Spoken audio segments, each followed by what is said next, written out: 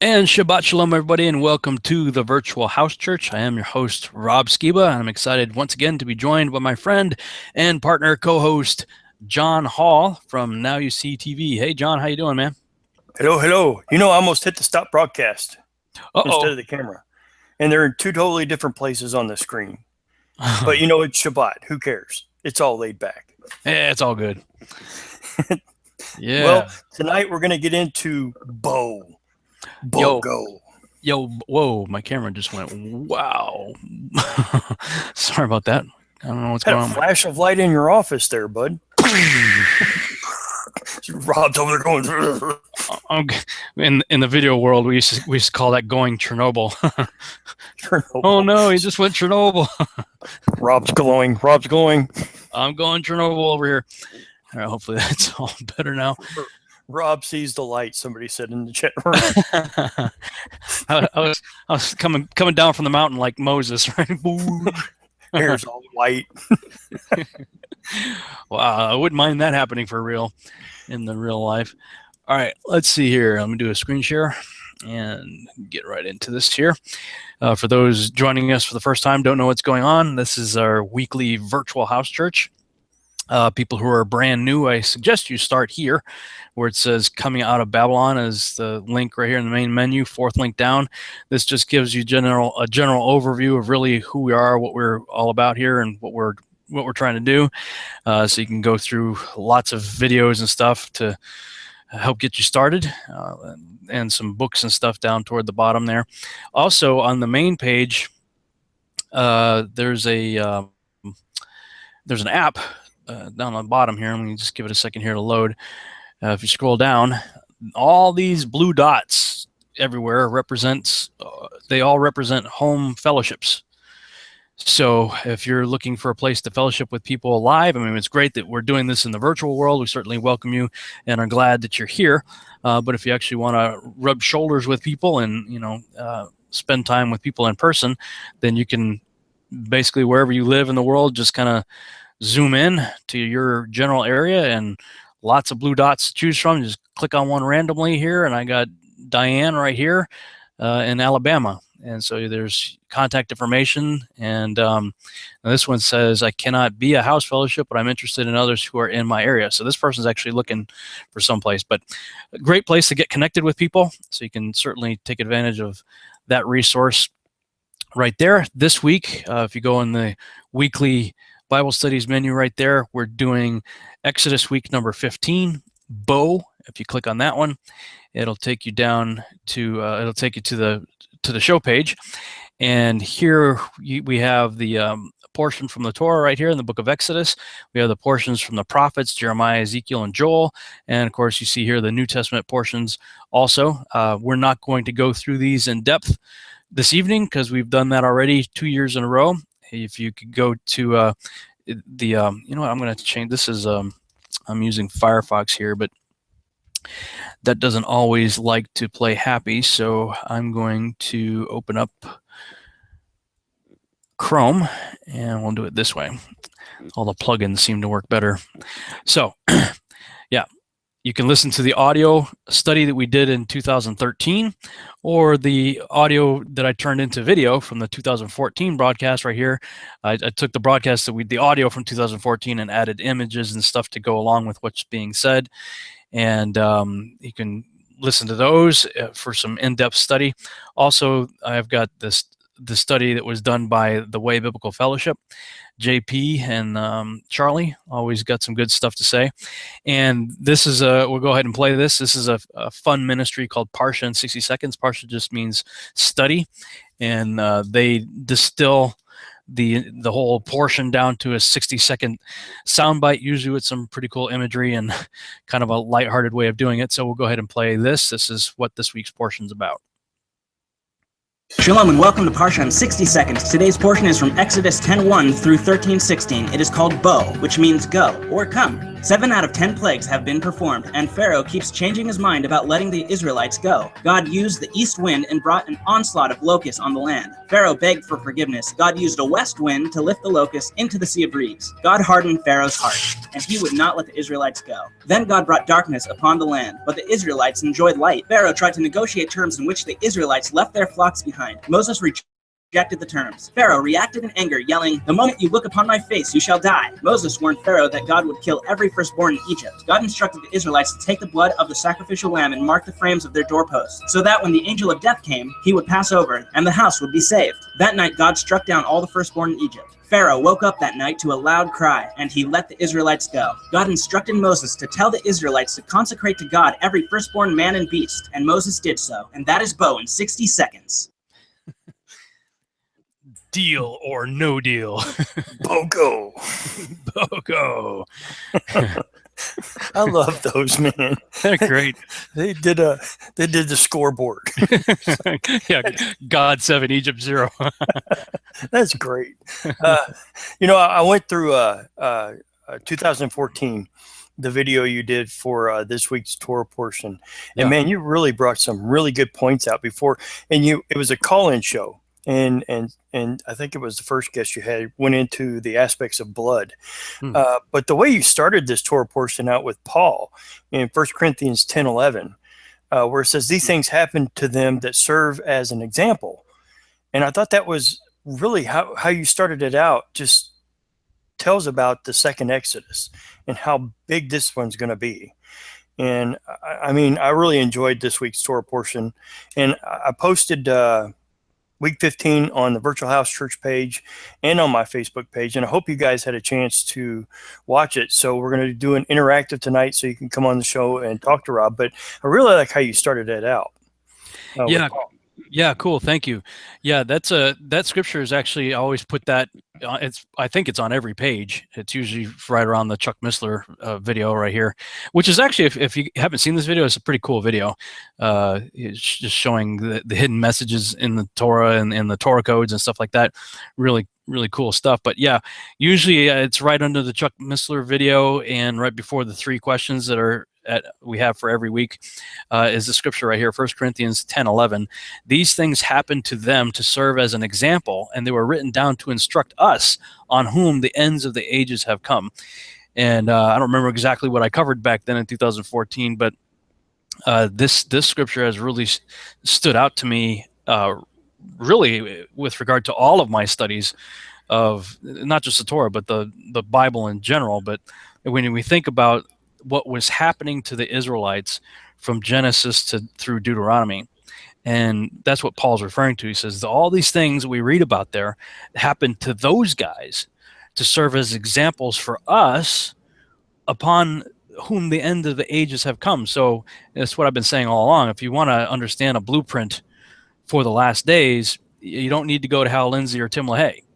You just go straight to the scriptures, because that's what these things are there for. They're there to serve as examples for us. So definitely something that I've always been passionate about. Some other things that I like to refer people to here is for additional study are these commentaries by an individual named Ardell from yourlivingwaters.com from 2008, 2009. If you click on those, it takes you to a PDF, and there's lots of great and in-depth studies. So I highly recommend you guys print those out. A lot of people, they'll print them up and put them on, 3-hole punch paper or whatever, and start assembling them in a notebook to have as a really great resource to go back to and consult. And we also structured our workbooks also to be designed so that you can take notes. If you click on the sample there, it shows you how it's laid out. So you have the scriptures on the left, and then you have plenty of room for taking notes on the right. So no reason to not go deep is basically what it comes down to. You've got all the resources here you could possibly imagine to at least get you started to go as deep as you want to go. Apparently, I must have talked about something dealing with the issue of 1948 there. You did? I don't know how far I went into it, but this I'll get you there. okay. You can refresh my memory. It's been a while. So yeah, and if you want additional stuff, you could click on this link right here. This takes you to the Quest for Truth page, where Doug Hamp and I did the episode 11. That's the actual episode, but then I've got additional notes. This is a great video. I highly recommend you guys check out New World Order, Secret Societies, and Biblical Prophecy, Volume 1 by Leonard Ulrich. Really good video. There it is again. Identity crisis been pulled. Man, it's just so frustrating. Speaking of, while you're talking about identity crisis, Mr. Staley put out, or I believe it was his wife, that he taught the identity crisis while in prison, and he got such a heck of a response. The Bible study doubled. Wow. Okay? And they need Bibles and all kinds of stuff. And man, that is powerful. That's a powerful testimony there. Wow. You know, all things work together for good, right? To those who love God and are called according to his purposes.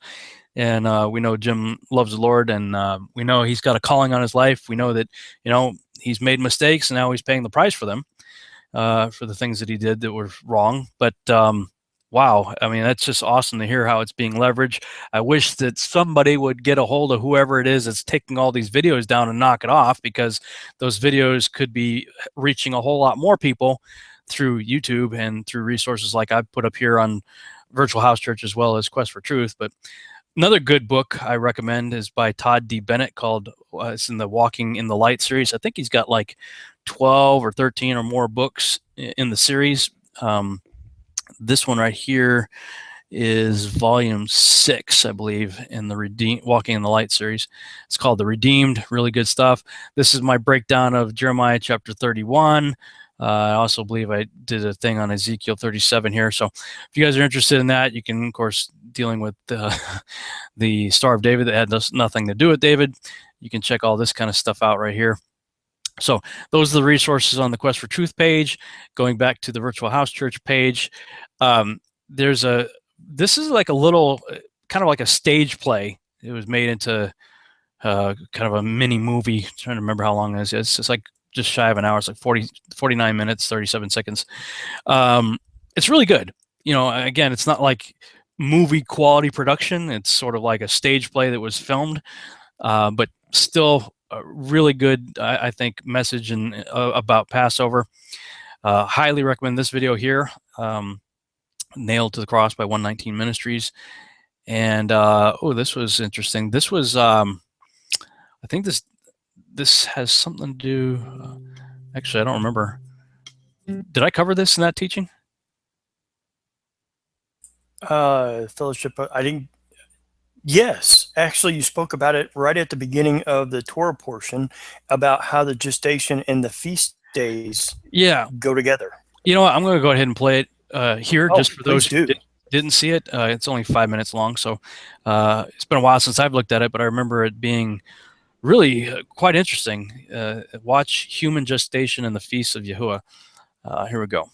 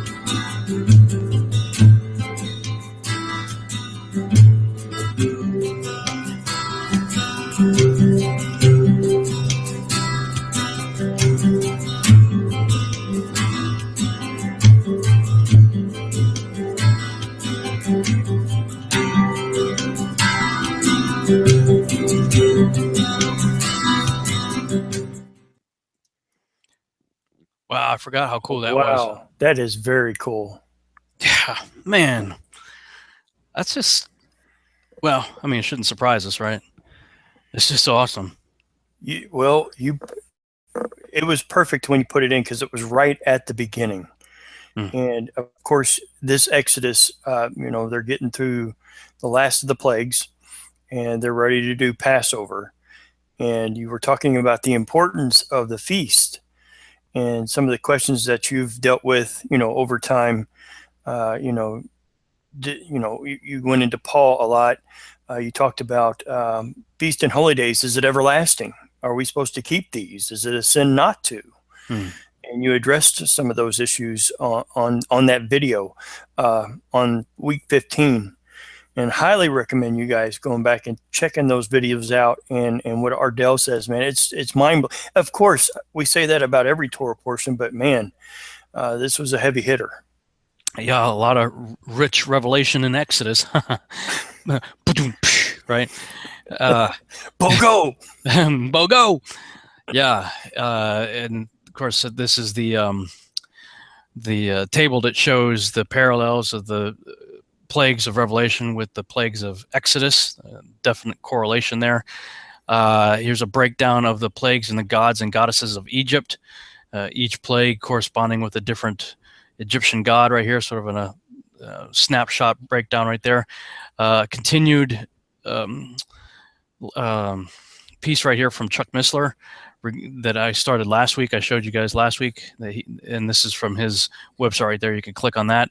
This is the issue of hardening Pharaoh's heart. That question comes up a lot. Well, that's not fair. God just hardened his heart, so he would continue to hate God. Well, that's not really what's going on there. The word that's translated for strengthen hardening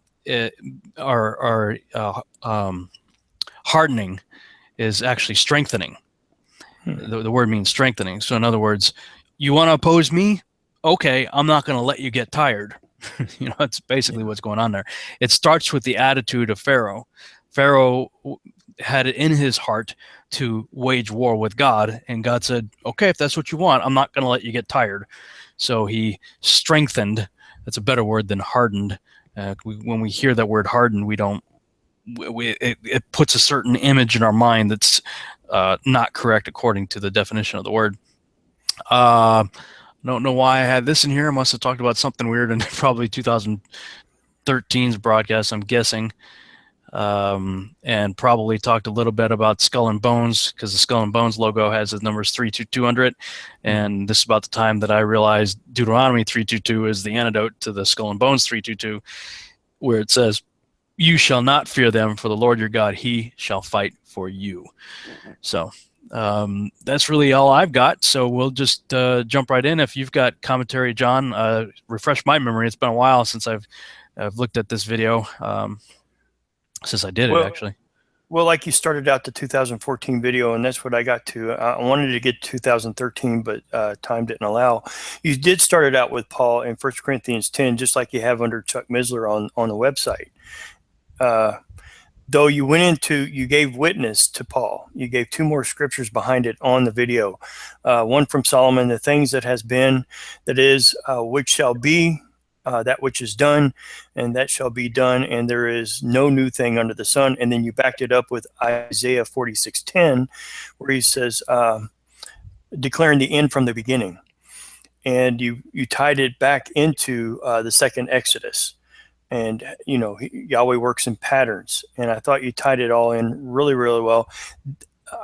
You were moving kind of fast, too. You had a lot to get out before you started taking on callers, and you wanted to make your bullet points known. And you went into, Isaiah, how did you put it? Isaiah 46:10. The Torah provides, I'm trying to think, Torah provides a roadmap for understanding the end times. Yeah, Isaiah 46:10 is where it says that God declares the end from the beginning. So, like I always say, if you want to understand the end, then you've got to go back to the beginning. And of course, in the beginning is Genesis, and following. So, all right, guys, I'm going to put the link to get into the show. If you want to talk to Rob about the Torah portion, or the half Torah, or the Brit, please come in and make whatever you want to say known. So I'm going to put that in the chat room. So, Rob, are we supposed to be keeping the feast? Is it a sin if we don't? Yeah, that's a good question. Let me put up screen share again. If you go to my website, robschannel.com, that's where I really dive into a lot of this stuff and go a lot deeper.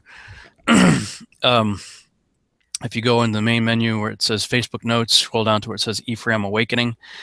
There are just a whole bunch of links here that take you to Facebook Notes that I've written.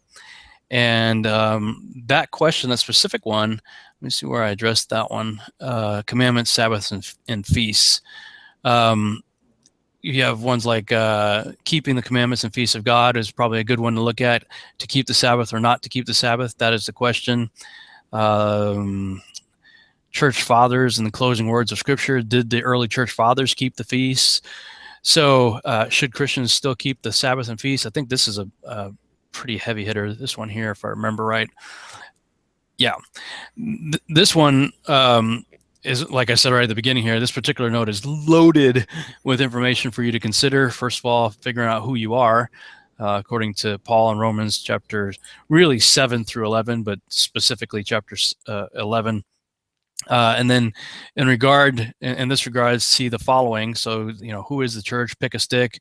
All these links right here will give you sort of a foundation for what I'm about to say. The rest of this, again, Romans 7, Romans 11, Ephesians 2, Revelation 21, and plenty of other scriptures mentioned in the above notes make it abundantly clear that we become grafted/adopted into the commonwealth of Israel when we become believers in her Messiah, Yeshua.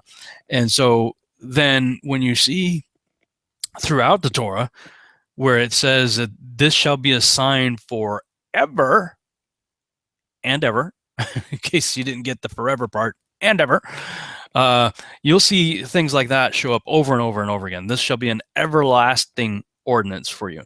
This is to be done forever. This should be done in all your generations. Over and over and over again, we see that type of language.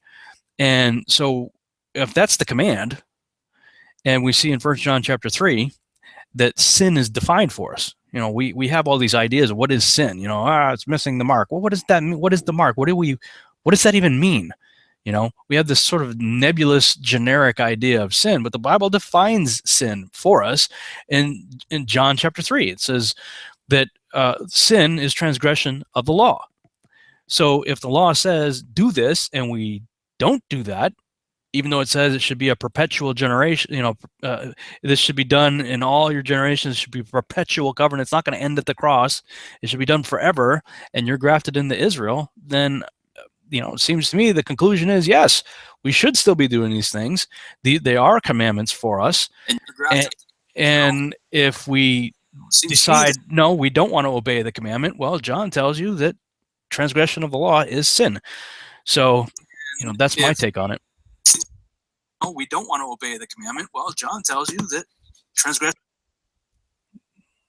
There you go. So let me see if I covered anything else. And the other thing is, people will look at the feasts, and even in that video we just watched a few minutes ago, it said the Jewish feasts. Well, we got to stop saying that, because they're not the Jewish feasts. First of all, the Jews were one tribe of 12. Okay, so it's not just for the people of Judah. It's for all of Israel. But beyond that, if you just go back to the scriptures and read it for yourself, Leviticus chapter 23, beginning of verse 1, the Lord spake unto Moses, saying, Speak unto the children of Israel and say unto them concerning the feasts of who? The Jews? No, of Yod-Heh-Vav-Heh, which ye shall proclaim to be holy convocations. Even these are my feasts, says the Lord, or Yod-Heh-Vav-Heh, Yahuwah. And again, if you missed it, these are the feasts of Yod-Heh-Vav-Heh. They're not the feasts of the Jews. So, you know, for me, when I think about this stuff, even without understanding, even if I didn't have a complete understanding of the grafting process that Paul wrote about in Romans chapter 11, I would be saying, well, these are obviously important to him. He said, look, they're mine. These are mine, and I'm giving them to you to do. And, you know, some of these, like, especially like Feast of Tabernacles, Sukkot, it comes with a commandment. I know this is going to be horrible for some people to try to wrap their mind around, but it actually commands you to have fun. I know that's being so crazy legalistic. I understand. But yeah, it commands you to have fun. Even use your tithe money for strong drink. I know the Baptists are freaking out on that one, but look, that's what it says. You know, and you know, furthermore, we get so excited about Christmas, and as I now call Xmas, and Ishtar Day, Easter. You know, we get our families together. We take time off of work. You know, our boss gives us time off of work. We decorate the house. We have such a great time, and those things have nothing whatsoever to do with our Savior. Nothing. Zero. Zip, zero, nada. And yet here we have 7 Moedim, appointed times, that are all about our Savior. They totally, as we saw in that video, first of all, they illustrate the human gestation period. That's pretty awesome. But they are also the Moedim, appointed times. Those are the dates on Yahuwah's day timer, on his calendar, that he has said, I'm going to do stuff on. And I'm inviting you to join me. And oh, by the way, if you do, you're going to understand what I did with my son, because my son did everything he did on those appointed times. So, you know, if we want to understand when he was born, I know some people differ on this. Some people say tabernacles. I disagree with that. I believe it was trumpets, primarily because of the stellar alignment given in Revelation chapter 12 that tells you this is the sign of his birth. That specific sign happened in an 80-minute window of time in human history on September 11th, 3 BC. So, you know, based on Revelation 12 and the stellar alignment that happened for 80 minutes, I would guess is probably the time period that Mary was in labor. That is a really good indicator, at least in my opinion, of when our Savior was born. Other arguments I've heard for tabernacles, some say Passover. I disagree with that one completely. But most of the evidence, I should say, points to the fall feasts, or the fall Moedim, appointed times season. So if you're wavering between trumpets and tabernacles, well, just take the whole 3 weeks. You got like 20 something, 21, 23 days, something like that. Celebrate his birth for the whole time there. You know, why not? And like I tell people, I'm like, if you trade 2 and you get 8, that's a good deal. Like, you know, just in life, hey, I'm going to trade 2 things and get 8 in return that are better. That's a good deal. Why do I say 8? Well, you got the 7 Moedim, the appointed times, plus the Sabbath. So that's 8. And those things are all about our Savior. And they're biblically commanded to happen forever and perpetual in all your generations, stuff like that. So, just looking at the text for myself, I would say it's a commandment. And John says if you transgress the law, you are sinning. So I hope that answers the question. And if you want to go deeper, obviously there's a lot more to cover here. So, this was a chart that I created too. I thought was kind of cool. When I was breaking down the feasts, you got Sabbath at the top right there. And it talks about the Sabbath in these scriptures right here, Genesis 2:3, and that it's also a perpetual covenant. And then when you compare the spring Moedim or spring feast with the fall, there's some pretty interesting correlations right there. The biblical New Year starts in the first month there of the spring feast season on day 1, and the fall feast starts on Tishri 1, or the 7th month, the beginning of the 7th month, first day. On the 10th day in the spring Moedim, you select the lamb that's going to be sacrificed for Passover. That's the Day of Atonement correlation, 10th day in the fall feast. On the 14th day, you kill the Passover lamb and prepare for the Exodus. On the 14th day of the fall feast in the 7th month, you're preparing to get ready to go to Sukkot. Then on the 15th day, the day after Passover there, you got day 1 of unleavened bread. That goes for 7 days. Sukkot is 7 days, and you have the 8th great day celebration. And after you have unleavened bread, you have first fruits is in here also. And then you have the countdown to Pentecost, and counting 7 Sabbaths after first fruits, you get to Pentecost. So this is just sort of a kind of a cheat sheet graphic that I created just to help people understand how the Moedim are laid out. And I thought that was just really cool when you compare the first month with the 7th month and how the days line up. So you can check all that out. Again, a ton more links right there. This is like the motherload link for you to check out. So that would definitely keep people busy for a while. Again, if you want to go to that, go to robschannel.com, Facebook notes, Ephraim Awakening, and scroll down to this link right here. Should Christians still keep the Sabbath and feasts? Real easy way for you guys to find that page is just type in Ephraim Awakening, and it'll take you right there. It'll be right at the top. Oh, cool. Yeah. On a Google search? Yeah, on a Google search. I've done it so many times it just pops right up on me. So, very good. I've done it. I've looked at it a lot. We've got Constance with us. Did I say that right? Get your mute on. Welcome Hi. to the Virtual House Church. Thank you. Can you hear me? Yes. All right. I'm quietly Riot over in the chat room. Well, quietly. There you go. Hello. Hi there, guys. Hello. Welcome to the show. I just was blown away these past couple of weeks. That's what I was seeing was the birthing. It was a baby coming out, like, from the view of the baby coming out of the womb, where the skies are rolled back like a scroll. It just hit me like that because, and he's just so amazing. Right. Yeah. That's awesome. Well, Yeah. Thinking about it, as I was watching it and I was looking at the commentary on it, I mean, if you look at Passover, unleavened bread, first fruits, okay, and I'm not going to get too graphic, guys, but, the nursing stuff start going off, with the sperm and hitting the egg, and then unleavened bread, and then first fruits, and then Pentecost, the Holy Yahweh putting the Spirit there, and then trumpets, and then atonement, the baby being born, and then tabernacles, the baby is living with mom and dad. Woo-hoo! There you go. Woo! I mean, it was just spinning as I was watching that.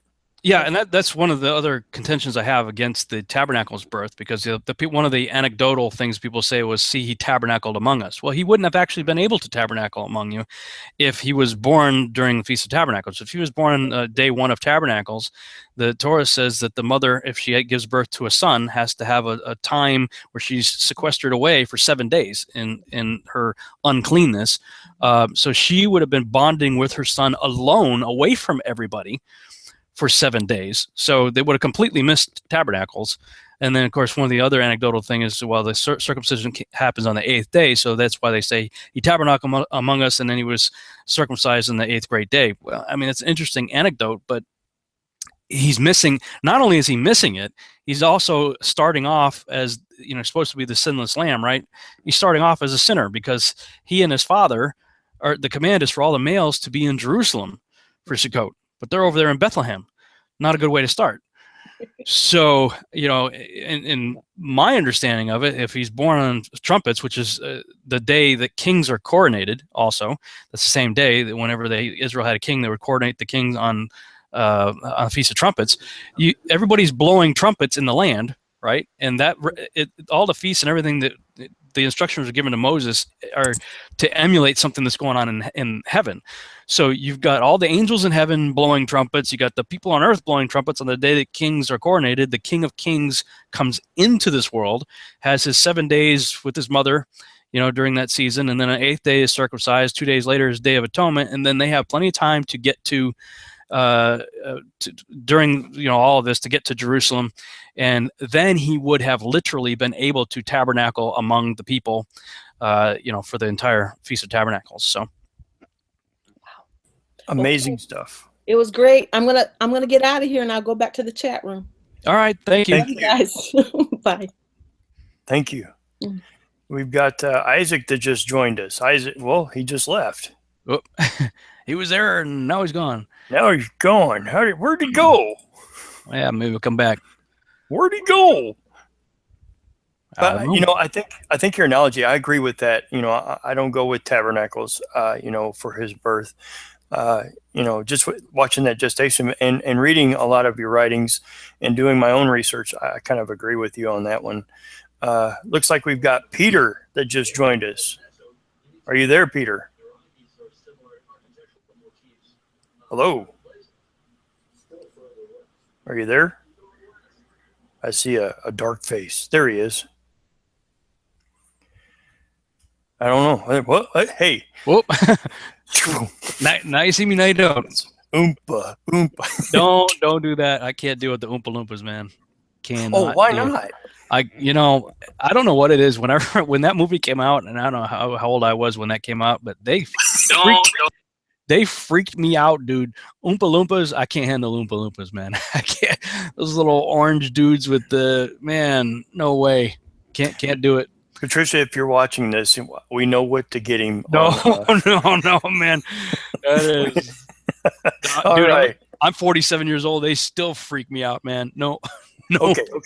We'll respect that. Okay. All right, we got Stefan who just entered the room. Welcome to the Virtual House Church, Stefan. Hey guys. Shabbat Shalom. Shabbat Shalom. Hey, I noticed last week you guys were talking about how John is the legitimate high priest and Zechariah was the high priest. I understand, obviously, Zechariah was a priest. I understand that he was doing a service in the temple, in the tabernacle. No, I guess it'd be the temple. Yeah. In front of the golden altar of prayer, which was inside of the first chamber of the, the holy of, not the Holy of Holies, but the first chamber of the temple there. So I'm completely missing how John is the high priest. So I'm just going to ask the question. Explain to me how John was the high priest. I'll jump out and let you guys answer the question. Cool. Yeah, that was actually John's revelation. So I will turn it over to John. And doing the study, when we look back, and I was looking at Josephus, and Caiaphas was appointed by Rome. I mean, he wasn't a true high priest. And you look at the lineage of the high priest, it passed from father to son, and it remained in the bloodlines. And during that time, Zechariah was the high priest, and one time a year he would go into the Holy of Holies, and it was on the Day of Atonement, where he would make atonement for all of Israel and their sin. And he was murdered, and then that line would have, and this is what this is thus saith John. This is what I speculate, that it would have passed on to John the Baptist. And if you looked at the writings that surround John the Baptist, everybody at that time knew who he was, and they would flock to him, going out in the wilderness. So, why would everybody and their mother's brother go out to the wilderness and listen to this guy preach? Well, those people in that area would have known who he was and knew who his father was, so they would have looked to him as the high priest. But that's thus saith John. So I'm still studying that one out. Okay, but it's a good question. Is it the general consensus that John was the high priest? Because I've never heard that before. The scriptures never come out and say it. Okay. Well, he wasn't. Wow, I've just got blown out again here. I don't know why it keeps doing that. He wasn't the functioning high priest, because obviously Caiaphas was, but Caiaphas was Roman appointed. He wasn't in the trying to fix my camera here. He wasn't in the bloodline, because the Levitical priesthood and the high priesthood had to come through the Levitical bloodline, and Caiaphas was a Roman governor appointed high priest, whereas John's father was a legitimate priest in the priestly line who was murdered. And that was when Yeshua was talking about from the blood of righteous Abel to Zechariah, who was killed between the altar and whatever. I forget how the scripture is written right there. And we're talking, this was John's revelation, but when we were talking about it, because I always used to read that Zechariah thinking about the prophet Zechariah that wrote the book of Zechariah. Yeah. But that doesn't make any sense, because Yeshua is drawing a parallel between the first murder and a most recent murder, whereas Zechariah the prophet would have been, somewhere back over here, in history. So, he's saying from the blood of righteous Abel, first murder, to this most recent high-profile murder of Zechariah the high priest. He's coming against these people, and of course we know that. John, I think it was, you said if it's in Strong's Concordance or whatever, if you click on that, the commentary on that, it specifically tells you that this is the Zechariah that is John the Baptist's father.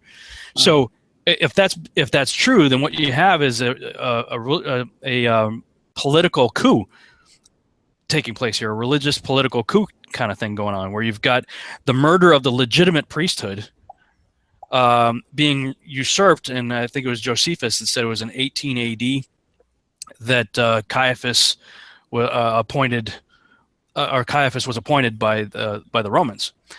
So, John, correct me if I'm wrong in any of that. It's just what I remember from the conversation.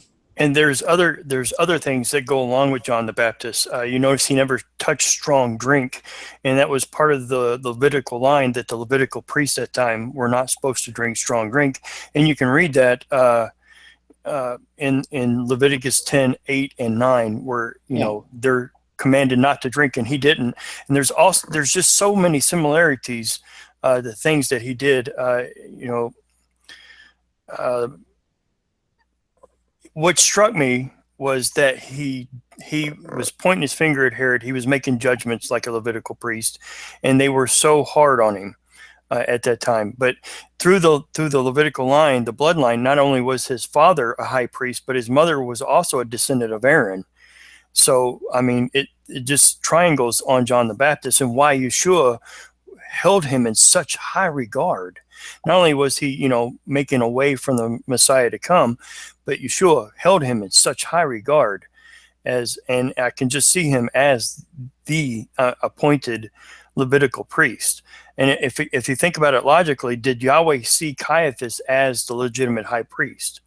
Well, no, of course not. I mean, Right. Obviously the Romans, co-opted that position for their own purposes, and I could understand why they would do that. I was just trying to figure out where the correlation with Zechariah being the high priest came in. So, because I don't ever remember reading that. Yeah, but you'd have. it's probably my old dispensational me speaking, not seeing it with a new set of eyes. Yeah, so, go back and look. Yeah, I was just looking for a good reference for that. Yeah, I would go back and look at that reference where John. Do you remember the addresses in Luke? I think. I'm looking at Luke 1:5, I think. Where he says, "From the blood of righteous Abel to Zechariah, who you killed." And we know that he, in the beginning, if you read like the beginning of the gospel accounts where it talks about John the Baptist's father, that his name was Zechariah and that he was serving, as the priesthood. So that there's your correlation, biblically speaking, that tells you, okay, he's the priest that Yeshua is talking about when he's rebuking, I believe those Pharisees. He's talking to them. Mm-hmm. And he was, if you think about it, who did Yeshua have all of his problems with? All of the problems that he had were with the Pharisees, Sadducees, religious leaders, the religious institution that was propped up by Rome. You know, and that's why, you know, there was this you know, they're totally in bed with each other, probably in more ways than one. But I mean, we're you know, the priests are like, well, we can't crucify him, but you can, you know. So, you know, we are condemning him. You do the deed, you know. The last note that I wrote, you know, I was looking at John 3:30, and where Yeshua says he must decrease, or it was John that said it, I must decrease that he must increase. And I see the Levitical priesthood narrowing down, and the line of Melchizedek, as Yeshua is the high priest at the right hand of the Father, is increasing, where you see Yeshua starting to make judgments and healing and everything that a priest would do. It's, you know, I'm not being dogmatic about it, but it makes a lot of sense to me.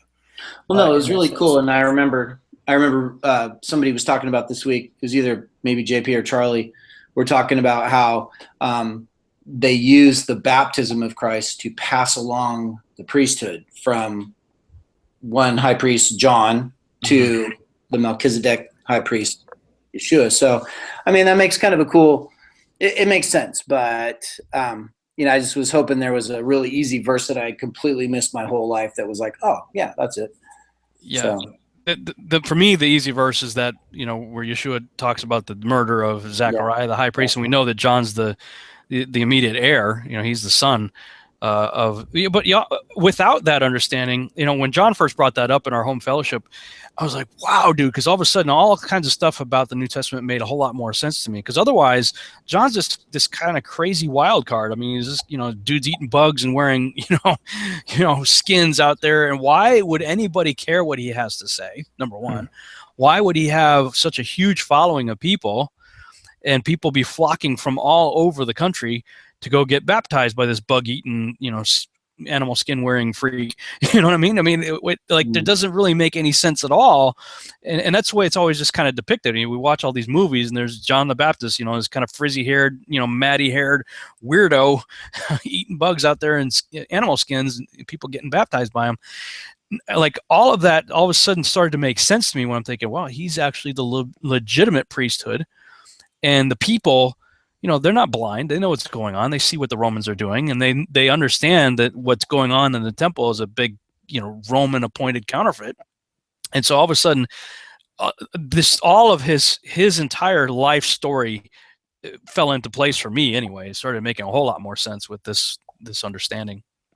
well, it is kind of interesting. I was in Qumran a couple of years ago, and even in the tourist video they show when you get to Qumran, they mention that John spent time there with the Essenes, and allegedly the Essenes were the legitimate priesthood that sort of went into exile out there in the desert. So there could be something to this. So I really appreciate you guys fielding the question. Thanks a bunch. I'll get off and let somebody else talk. Stay tuned, because I'm still studying this out. Yeah. I'll be listening. All right. Thanks for joining us. Good night. Thank you. All right, we've got who came up first. Looks like Christopher was next. Welcome to the Virtual House Church. Well, thanks, guys. Appreciate it. Can you hear me okay? Yeah. Home to you guys. How are you? I hope you're well. Shabbat. Yeah. Thank you. I had a couple of points to make, Rob, by the way, and John, your shows are very inspirational, and I love them very much. My favorite stuff on YouTube by far. I don't watch TV. Don't watch TV, so this is where I go. Comment about Pentecost, if you guys didn't mind fielding it. Sure. It's not really a question, more of a statement that when I read for the first time, well, not first time, but I mean recently studying it. I've been talking to Zen Garcia and a few other guys, and what I realized when I read it just in the King James, I get to Leviticus 23, 15, 16, 17. I read 16, and I read it as to continue counting Sabbath and continue another 50 days. I realized that most of the English translations, I think all but one, do it the traditional way of that seventh Sabbath is the 50th day. So I dove into it. It made me make an Exodus calendar. It made me go online and find supporting evidence. I thought I was alone at first, but I'm not. There's a lot of people out there that. Okay.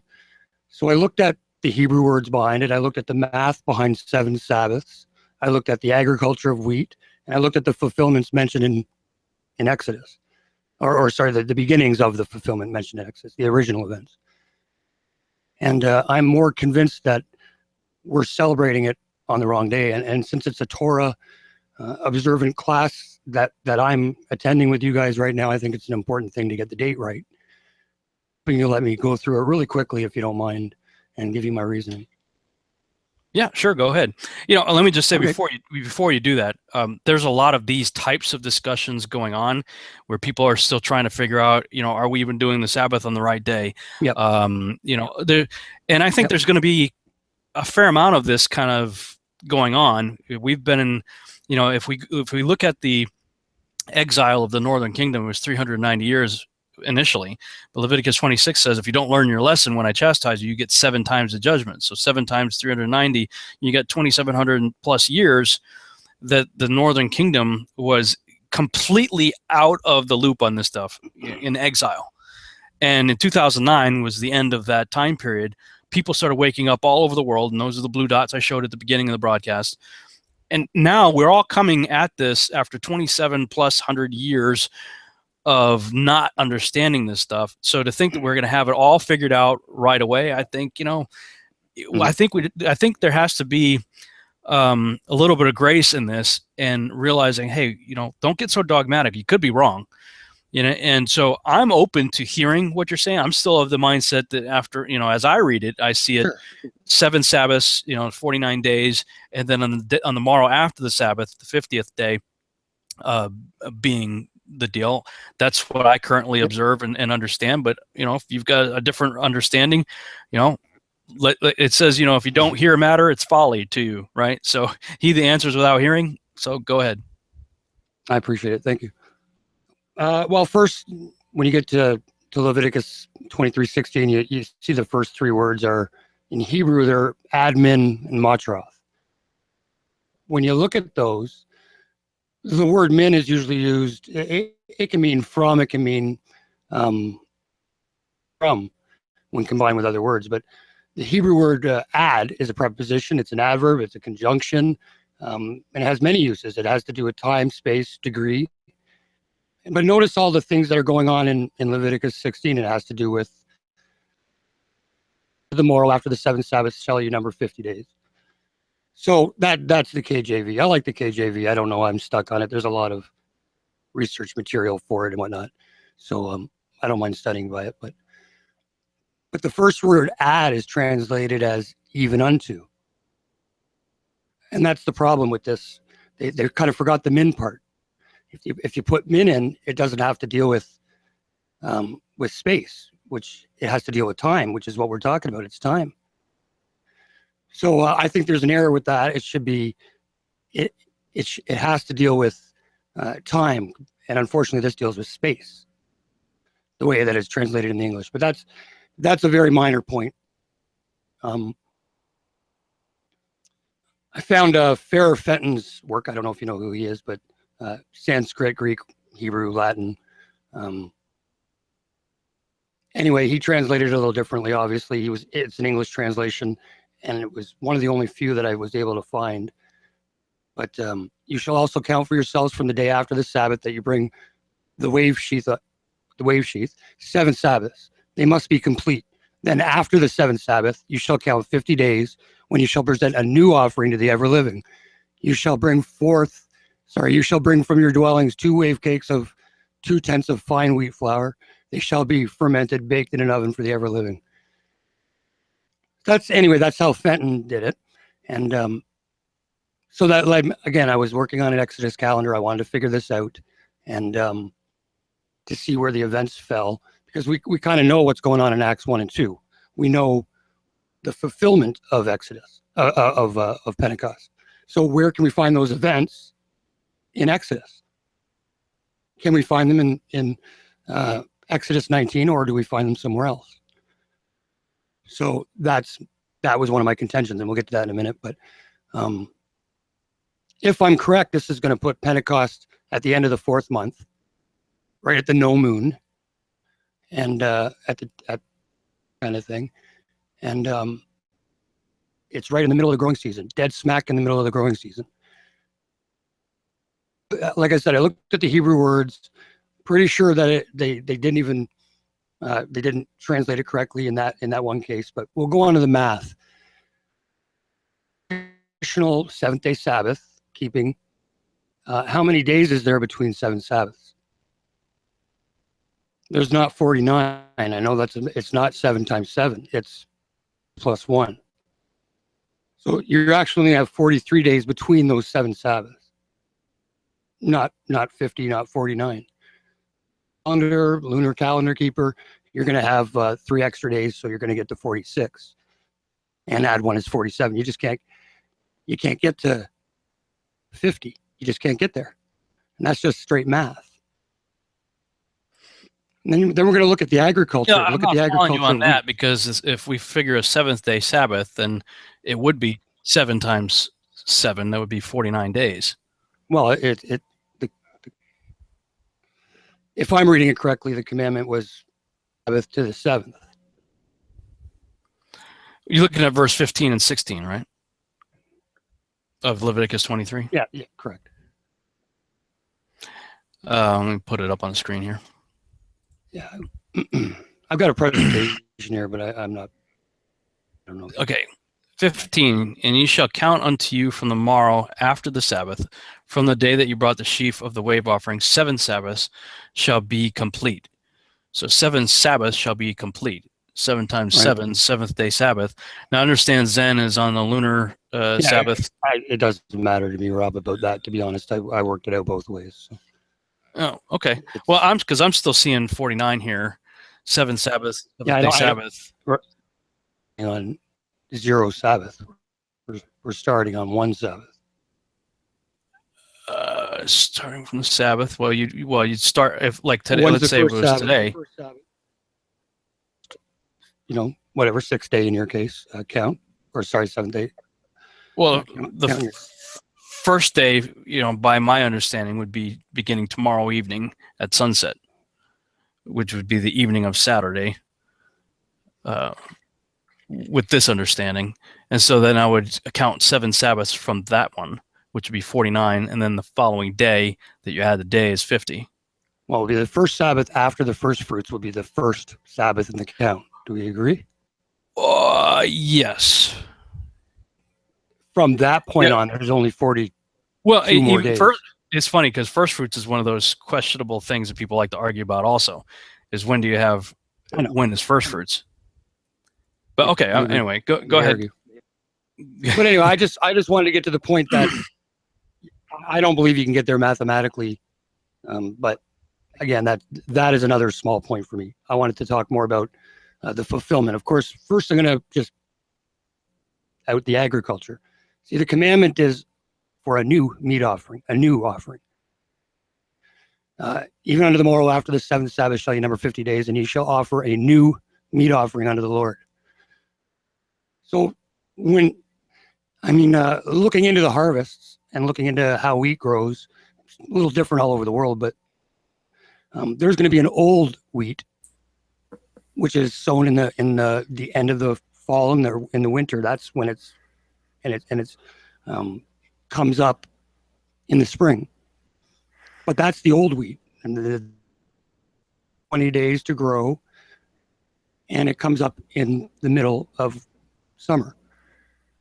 What I'm suggesting here is that this is supposed to be a new meat offering. It's not supposed to be of the old year.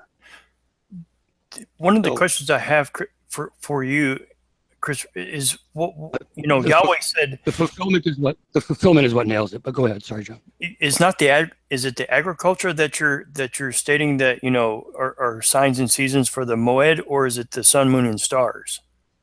I'm trying to get this right. I think we absolutely, God uses agriculture in His plan. Yeah, but in Genesis He says, "I give you the sun, moon, and stars for the Moed." I'm following you. We determine the new year by the feast, by whether the harvest is ready or not. Okay. Right? You can't know the new year beforehand. You can't know it. You might assume it, and we have math today that can tell us. Oh, it was a 13th month last year, so this year it's going to be a 12th month.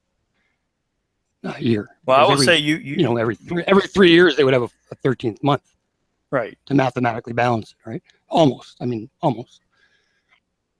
But we know that we have programs, we have stellarium, we have all kinds of stuff that we can guess. We can get really close. So are we friends on Facebook? I don't know, to be honest. I'm not the biggest Facebook guy. I have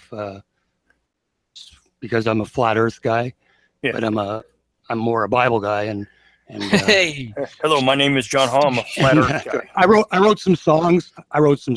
And I've got a couple, like half a dozen songs. I would really like to follow along. I mean, you said you did a presentation. I'd really like to follow along. Yeah, I've got a 15-minute. Yeah, I've got a 15-minute presentation on my website. My website is Chris Rock, WROCK. Okay. And you can find me on YouTube on that name, Chris Rock, WROCK. Okay. But again, it's the fulfillment part, which is the part I came on to talk about, because you guys can all see that. There's no guess to it, and you can see it. So, well, I look forward to taking a look at that. Yeah, it's only 15 minutes long. Well, you mentioned Zen Garcia when you started out, and you know I've looked at a lot of his stuff, you know, pertaining to the Enochian calendar, and yeah, I'm looking at it. And Rob had mentioned it, I'm looking at it weeks back. And Jacob Zerim, he's another guy that I follow that's been looking at this very in-depthly, and I find it highly interesting. Though, you know what, guys, for me and my family at this present time, I'm following the Virtual House Church calendar, and in 67 days, we are celebrating Passover in this house, regardless of what anybody says. So. And you know, I'll just say, let me do a screen share again regarding all that. John mentioned the Virtual House Church calendar. That's right here. If you go on any of the pages, you'll see on the left-hand menu. A lot of times I'll have them on the front right here, but it's also in the left-hand menu right there. If you click on that, we are not saying that this is it, and this is the absolute truth. What we are saying is that this is our understanding at this point in our journey. I didn't develop this. I'm not the creator of this calendar. The family that we meet in their home, Kevin and Amanda, they are the ones that put this together based on what we as a group understand from the scriptures. So, you know, as with anything, I say, look, don't believe me. You know, we're presenting this information from the best of our understanding and the best of our research that we've done, and we explain why we're doing it and how we're doing it, and you know, when we're doing it. That's there for people to consider. Not saying it's true and 100% accurate. This is just what we believe to be true and accurate. So we are walking it out right now.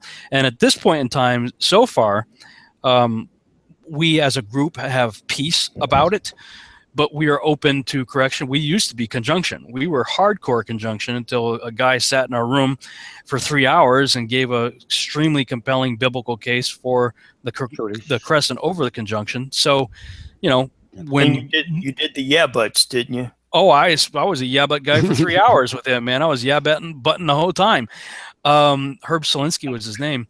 You know, and we already had a calendar all set in place and everything based on new moon starting with conjunction. So we had to go scrap all of that, start over again, and start everything with this. So we're open to accurate biblical correction, and we'll continue to look at information as it comes across. But I will say that, you know, brother, you're not the only one. There's many people out there questioning the timing of various things, everything from, you know, what a new moon is, or should we even care about the moon at all? Is it really a solar calendar? I mean, lots of questions right now. People doing the best they can. It's my opinion, based on the scripture, it says it takes 2 to 3 witnesses to establish a matter. That I believe that's one of the reasons for the 2 witnesses that show up in the last days. That they're going to show up, because right now all of us are doing this. You know, we're just... I don't know. We don't know. Why I think it's this way. No, it's this way. No, it's this way. No, it's this way. It's this way. I think we're doing this, and the 2 witnesses are going to show up, and they are going to confirm what the truth is. I think the important part for us right now is that people like yourself, everybody that I'm in contact with, even in disagreement and these things, all of us have a sincere love for our Heavenly Father, and it is our desire to walk in his ways, to do what he says, and we're doing the best we can with what we understand, but that's our intent. And I believe that, you know, none of us have pride in the sense that this is it, my way or the highway, I don't believe you, you're a heretic.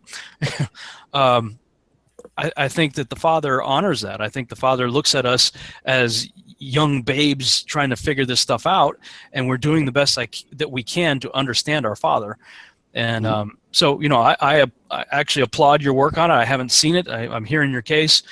Well, like I said, the fulfillment is the reason I came on, is to, or sorry, the precursor to the Pentecost events. What we see fulfilled, I want to talk about what we see in Exodus. That's why I haven't got there yet, obviously. But okay, like the end of the 7 Sabbaths, that brings us to the foot of Mount Sinai. I don't think anybody disagrees with when that is. That's God showing himself, speaking, scaring the pants off them. It's basically Moses has got he's got some elders up halfway up the mountain, and God says, "Sanctify yourself on the third day." Sanctify yourself, cleanse yourself for on the third day. He'll show up, and he does, and he obviously, they're really scared. But that is the day when God gives them the 10 Commandments orally, right? And then he calls Moses up to the mountain, and Moses goes. We all kind of get that. But what I'm saying is there's no feast there. There's no feast mentioned there. And I'm saying that's the day we're supposed to remember. That's the 7th Sabbath. It's not the fulfillment of Pentecost. So, again, great story, but there's no feast. There's a feast mentioned for Passover. There's one for unleavened bread. There's one for first fruits.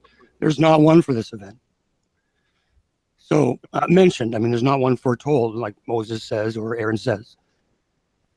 So, going on in Exodus 32, 50 days later. Well, we have Moses going up and seeing God multiple times, and about, I suggest 10 days after the 7th Sabbath, he goes up for 40 days. That's my suggestion.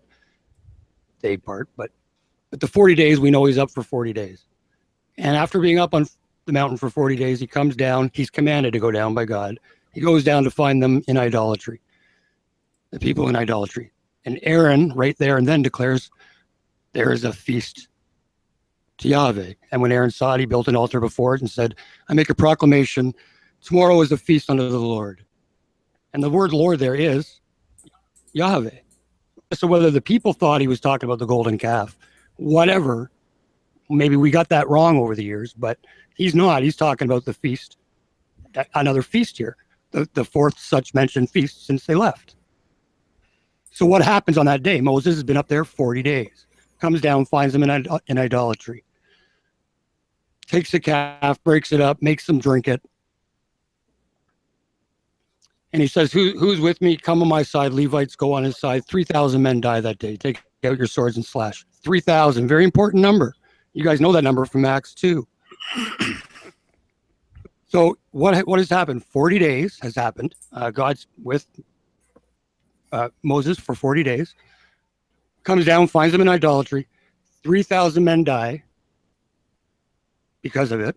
And Moses says, consecrate yourself today to the Lord, and every man upon his son, and every man his brother, that he may bestow upon you a blessing this day. This is 3,000 men have just died.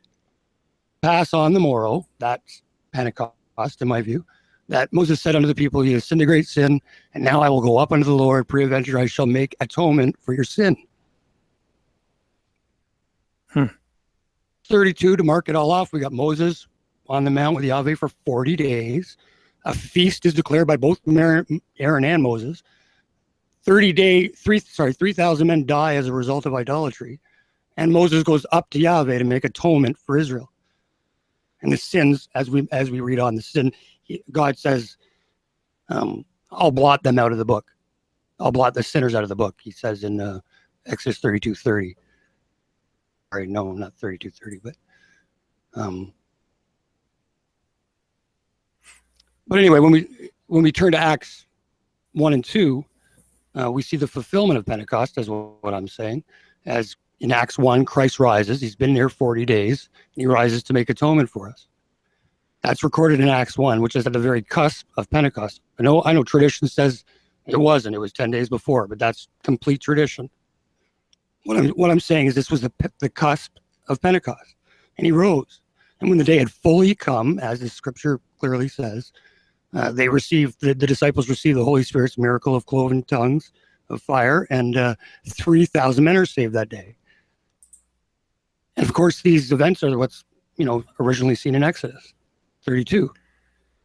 So we got Yeshua on earth 40 days. We got, no one disputes this was the Feast of Pentecost.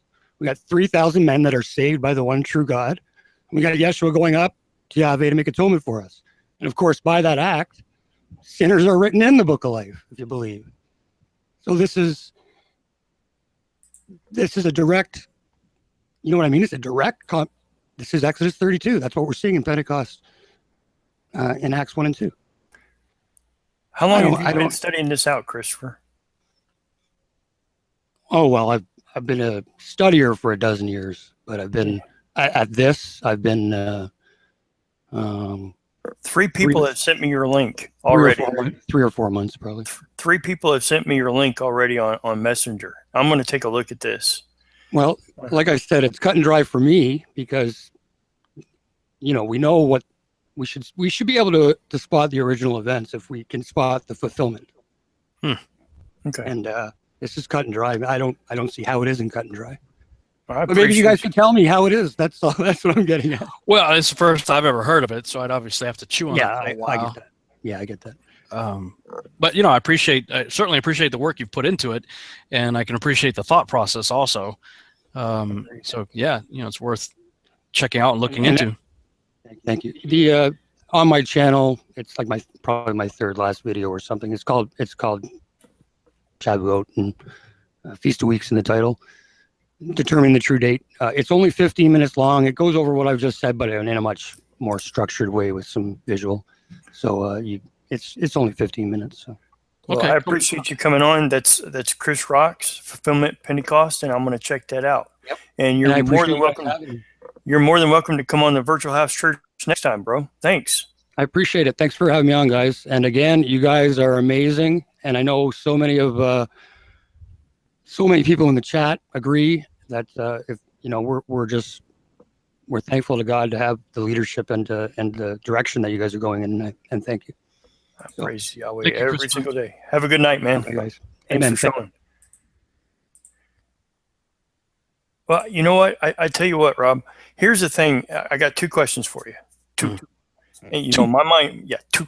My mind goes back to Genesis where he says, I give you the sun, moon, and stars for the Moed. And, I've never really, and I see every year at Passover, everybody's looking for this or that. The barley. The barley. And I just can't buy it because I keep going back to Genesis. Yeah. Where he says, these are the Moed, these are what you look for.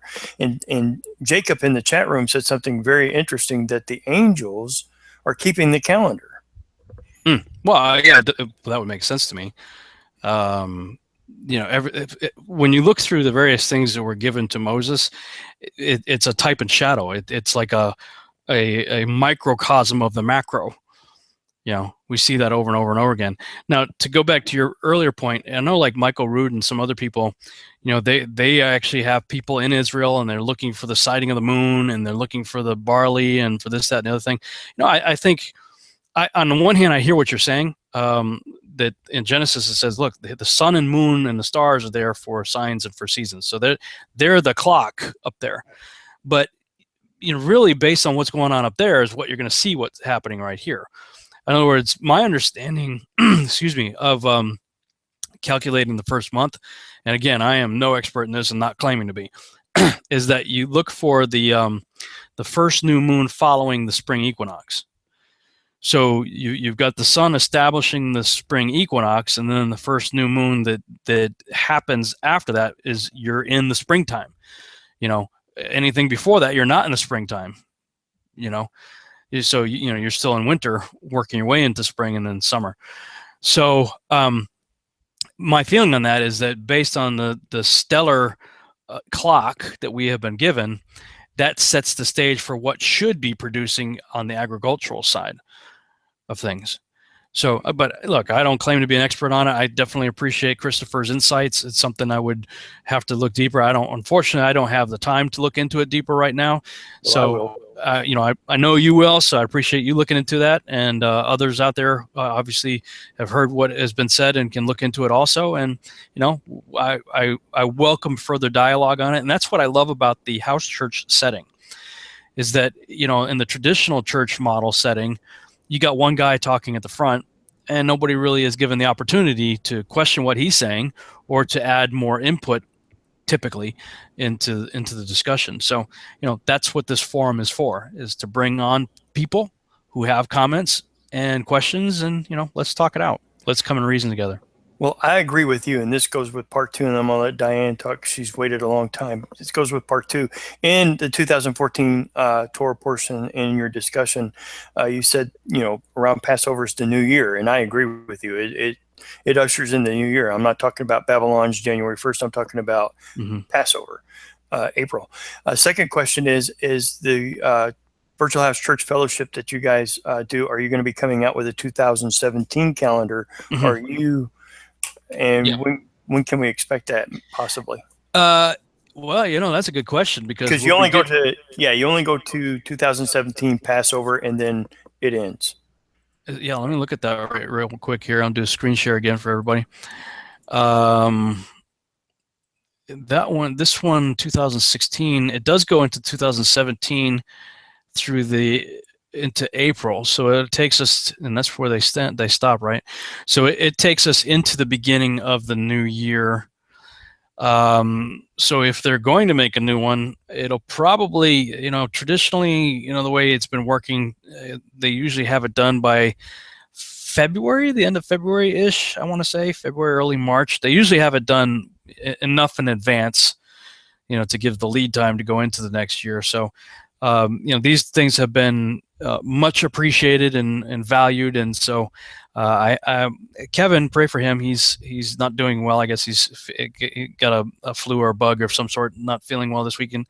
So we're not having our fellowship at his house tomorrow. But they would be the ones that are working on that. And just while I'm thinking about it, if let me on screen share here.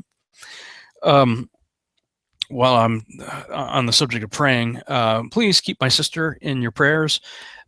She had to have some pretty radical reconstruction surgery done on her hip, and that's painful and difficult enough as it is. But the real problem is she's allergic to pain medicine, and so that causes her all kinds of problems. And they had her on a certain cocktail that was working pretty good, but they also had to load her up with antihistamines and stuff like that to kind of counter some of the side effects and problems. Anyway, long story short, that was a load on her liver, and so they had to really pull all of it back. So basically, right now she's going through this without any pain medicine.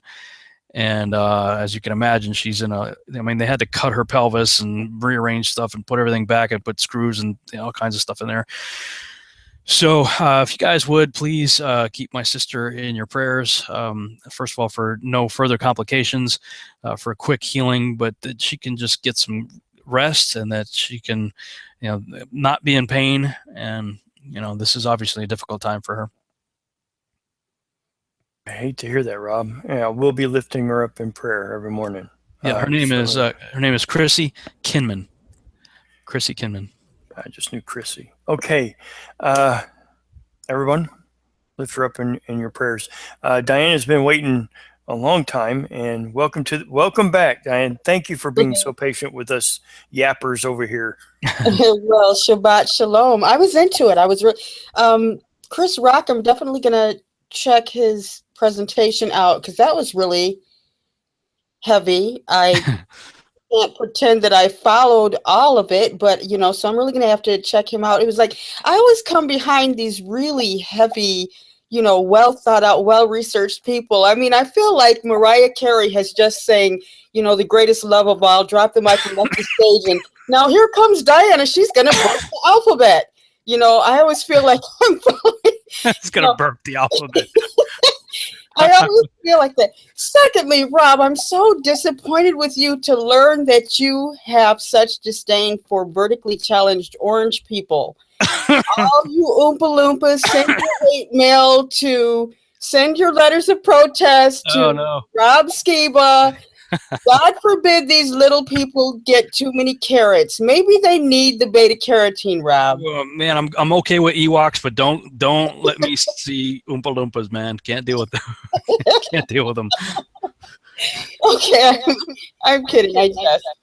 Okay, no, but to get to what I wanted to ask about, I was AFK for a second, and I came back. You guys were talking about righteous Zechariah, and did I hear you say that was John the Baptist's father, Zechariah? That they were. Yes. Did you visit the Second Chronicles 24 Zechariah at all? Or I just wanted to. I'm not saying I don't know which one, but I'm just saying was there an argument against it being the Second Chronicles 24 Zechariah? I haven't found one yet, and I'm still looking. Well, the most obvious one would be that character is further back in history, and Yeshua is going back to the first murder and drawing a correlation between from that to this, being the most recent one. Because he's from the murder from the blood of righteous Abel to Zechariah whom you slew. He's saying who you slew. Okay. You guys killed. So that would, but of course also, and I hadn't looked into this at all until John brought it up, but some of the biblical commentaries, I think, was it Strong's, also said that the person being referenced there is John's father. Yeah, it does. So I know there was, I can't think of where it was, but there is an extra biblical account of the murder of that Zechariah, John the Baptist's father. But I can't remember where it was, but there is one. I don't know if it was I don't think it was the Talmud. I think it was one of the more credible extra biblical sources. Diana, if you find that, let me know. Okay. All right. And I'll start looking through it myself. Find that. Okay. All right. Well, thanks a lot, and Shabbat Shalom. Shabbat Shalom. And send Rob some Oompa Loompas. No. Oh, yeah. You're going to be surrounded by Oompa Loompas by tomorrow with pickets. Get thee behind me. I rebuke you. Okay. Shabbat Shalom. Shabbat Shalom. Noel, welcome back to the Virtual House Church. Good to see you, bro. Shabbat Shalom. Shabbat Shalom. Hey, I just wanted to touch on, since you guys brought up the Zechariah and John the Baptist thing again, when you were talking earlier, I thought it was interesting. It popped into my head since I never connected those dots before and heard you talk about it. But when you spoke about it recently, it made me think about in Matthew 3:1, where it's talking about, it says, just telling you that John the Baptist was in the wilderness preaching in those days. And then the correlating verses that I thought would back up what you presented is that in Malachi 2, or I'll go Malachi 4 first, it says that he's going to send Elijah the prophet, which we know that Yeshua said was John the Baptist. But what's important, he says he's going to turn he's going to turn their hearts back to God unless he comes and smites the earth with a curse. And from everything I've gathered from reading the Bible, curses come from not keeping God's commandments. Mm-hmm. And then when you go to Malachi 2, it says that a priest's lips should keep knowledge and they should seek the law at his lips. And so basically it's, that's further validation from where I can see that John is a priest, not just by his birthright from the priest, from the line that he comes from, but he also, he's functional because he's actually out there, he's preaching, and he has some kind of authority because everybody's coming to him when they have the temple and all those things there. And so it seems like, in your study, I like to hear you, when you finish that, there's more to that, and scripture to back that up. Well, I just added Malachi 4 and 2 to a list of things I need to go through and look at. Thank you. And just one more thing I want to add really quick. Rob, I'm not sure if I was watching something of one of your old videos or not, or you said it recently, but between something you said and Steve from Torah family was that the Bible, you got to take it literally when it's saying these things, if it's not obviously saying it's speaking a parable, you should take it literally. And even if you also, you're talking about, even if it's was poetry, like some people are trying to say it is, why can't that still be true of what it's saying? Yeah. And it made me think of a verse that I know I talked about it quite a bit already, but with the whole bride situation. But if you look at Jeremiah 6:26, and I'm not going to read it. I'll just give a quick summary. It just basically, he's saying to Jerusalem to put on sackcloth and to wallow in ashes as for an only son. What's interesting, I know you don't have to spare time, but I'll just spare you. If in second Esdras, when Esdras is having a conversation with a woman, he's in a vision, by the way. He's having a conversation with a woman, and she's crying and she's mourning, and he starts to comfort her, and then he basically, because of her answer of why she's crying, because she lost a son when everyone just lost their whole city, Jerusalem, and gone into exile, he starts to scold her a little bit, like, pull yourself together, woman. And basically she lights up, and a city appears, and he starts freaking out. He's like, what just happened? So he calls back out to the angel, and the angel comes and explains it to him, and he says, the woman you saw was Jerusalem, and goes on to explain why she was weeping for an only son. It was because the temple was destroyed in Jerusalem. And so if you remember us kind of summarizing in Jeremiah 6:26, God's saying to Jerusalem, which many people like kind of just gloss over. They think he's just speaking poetically, but he's actually speaking to something in the spiritual sense that we're not seeing or we're not privy to. Because if you think about God not saying anything in vain, well, why would he come to Jerusalem and say, Jerusalem, Jerusalem, how I've longed to gather your children unto me? But I forgot the last part of that, but basically, you keep sinning.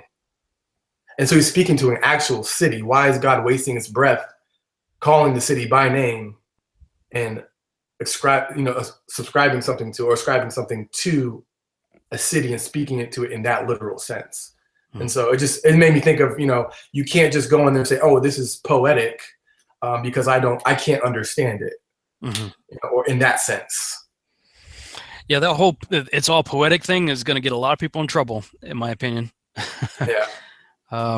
Yeah, there are times where it certainly does use poetic language, and there are times when it certainly is speaking in allegorical terms and in parables and stuff. But from what I can see, it tells you that it's doing so. And I'm just becoming more and more convinced that the more we can just take it for what it says, literally, the better off we're going to be. Yeah, and from what I understand about parables too, when the disciples were asking why don't the people understand this? And he says, I speak to them in parables because it wasn't given to them to understand. But it seems really confusing if God's saying, hey, I want you to know this, but it's a parable, you can't. So part of it though, I think it's like a weeding out process, because you look, and in the beginning he's got hundreds of people following him, and he says, hey, you know what, you got to eat my flesh and drink my blood.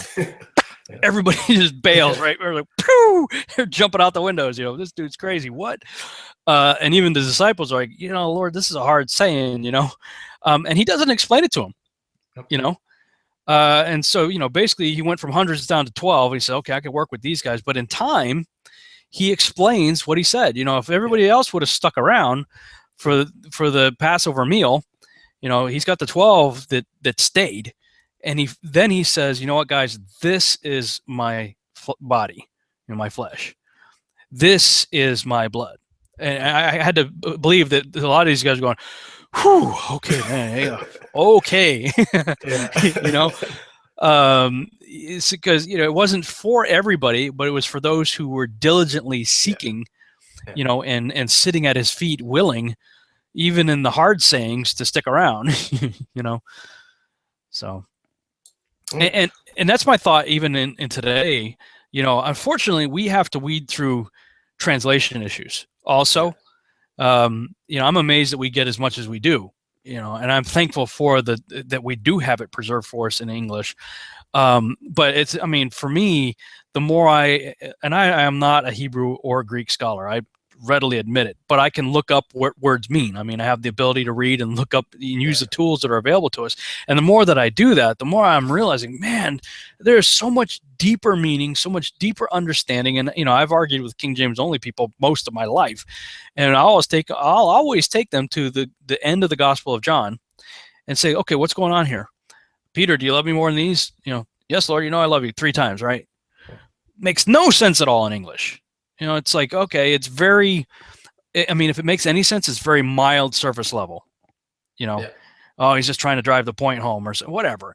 But when you look at it in Greek and you see that, hey, Peter, do you agape me? Do you love me unconditionally?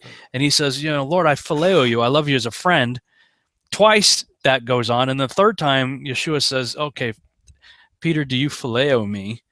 And it says it grieved Peter the third time. Not that he said, do you love me? But that the Lord had to come from agape down to phileo. Yeah. You know, that one story alone illustrates the point of what we're missing. And so, you know, for me, a lot of it is, you know, Scripture says in 1 John chapter 2 that the Holy Spirit's supposed to be your guide. And John and Yeshua said when the Holy Spirit comes, he will lead you to all truth.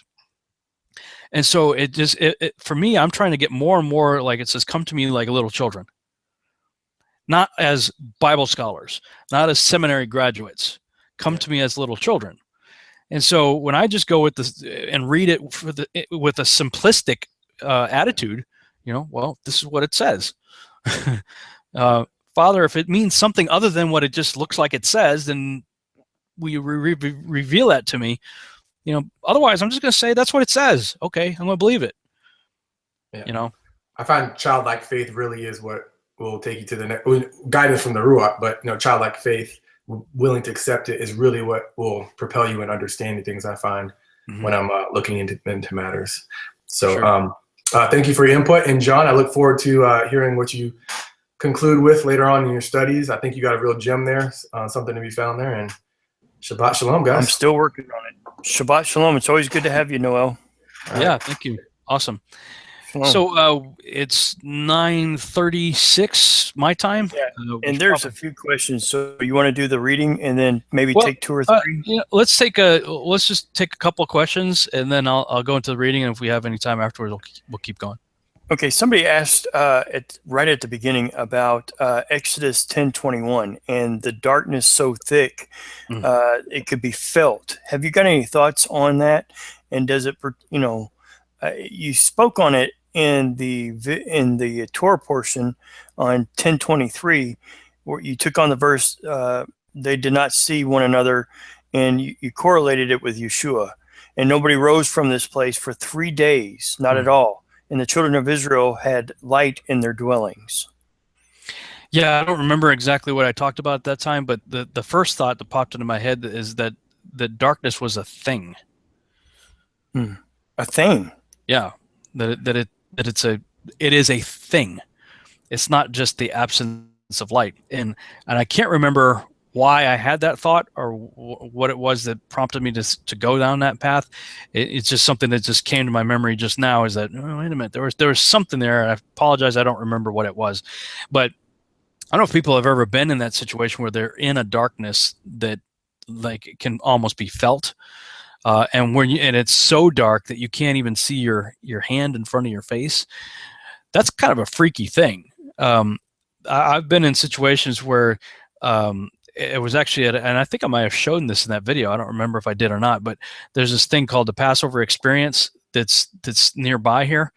It's like an hour drive from where I live, where they have like it's everybody's in costume and everything. And you go through the woods and you go through this pathway, kind of very, you know, sort of set up like a Disney Universal Studios type of experiential type of thing.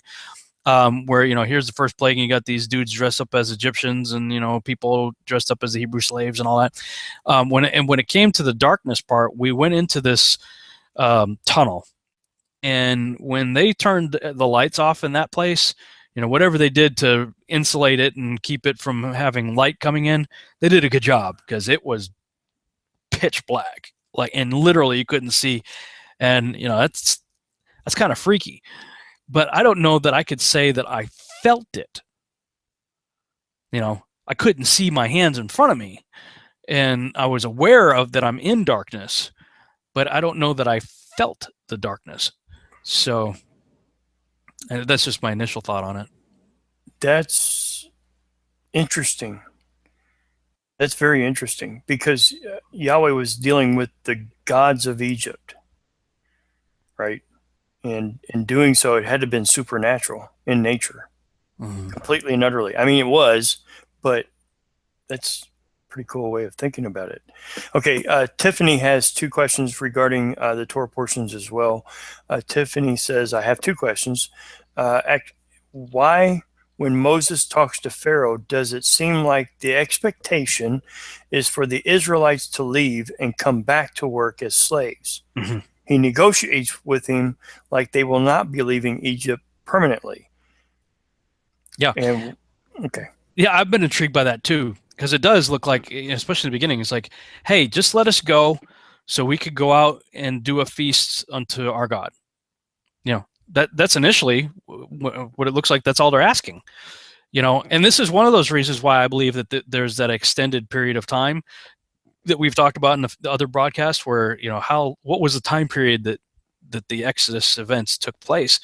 And if God's saying, hey, come out here and do a feast with me, is he talking about the feast that he eventually did with them, Passover and unleavened bread and everything that was coming? Or was it a Moedim that was on God's calendar already that he wanted them to meet with, but they were withheld from doing so because the Pharaoh wouldn't let him go?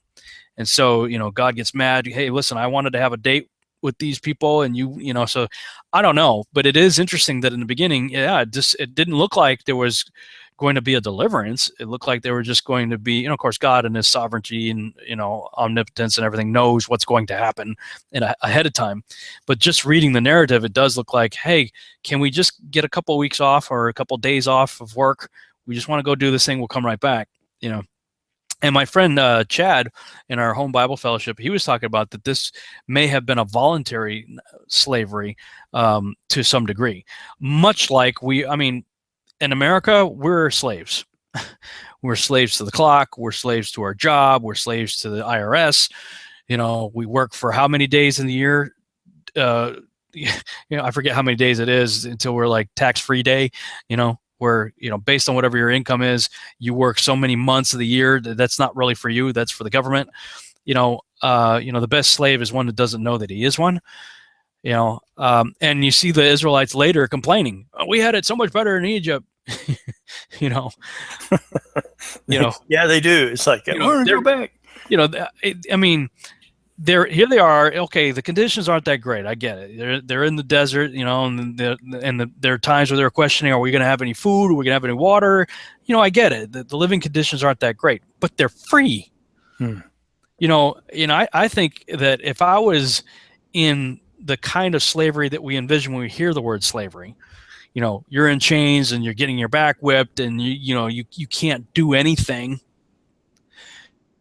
And then I'm out in the wilderness. I'll be like, you know what? This isn't the best situation here, but I'm free. I'm free. So, and Chad, I think, makes a really good case for saying this was and I'm be careful how I say this, but a voluntary slavery. That they were allowing themselves to be in this situation. And they enjoyed this situation because, it paid their bills or whatever, and then Pharaoh's like, well, okay, now you're going to make bricks, but I'm not going to give you straw. So their workload got worse. They didn't enjoy that. It became a burden on them. They hated that. But we get the same situation in today's world where we're working a job and all of a sudden there's cutbacks or whatever, and there's layoffs, or they say, hey, listen, sorry, there's no overtime, but you're going to have to work 15 hours a day, and we do it because we have a job and we think, okay, we got to get our bills paid. This really stinks. They're making me make bricks without giving me straw, but we stay in the situation. The other thing that makes me think that Chad may be right in this idea of a voluntary slavery is the fact that Aaron, is he goes out to meet Moses. He's out and about. Now, a counter argument for that is that the Levites weren't put into slavery. And I think there's a good case for that also. But, to circle back around to the original question, it does look like they were just asking for some time off while they're still in Egypt. And then it just kind of ramped up from there. It's like God's like, okay, fine. You're not going to give my people a couple of days off to worship me. I'm taking them out. I'm pulling them out of your oppression.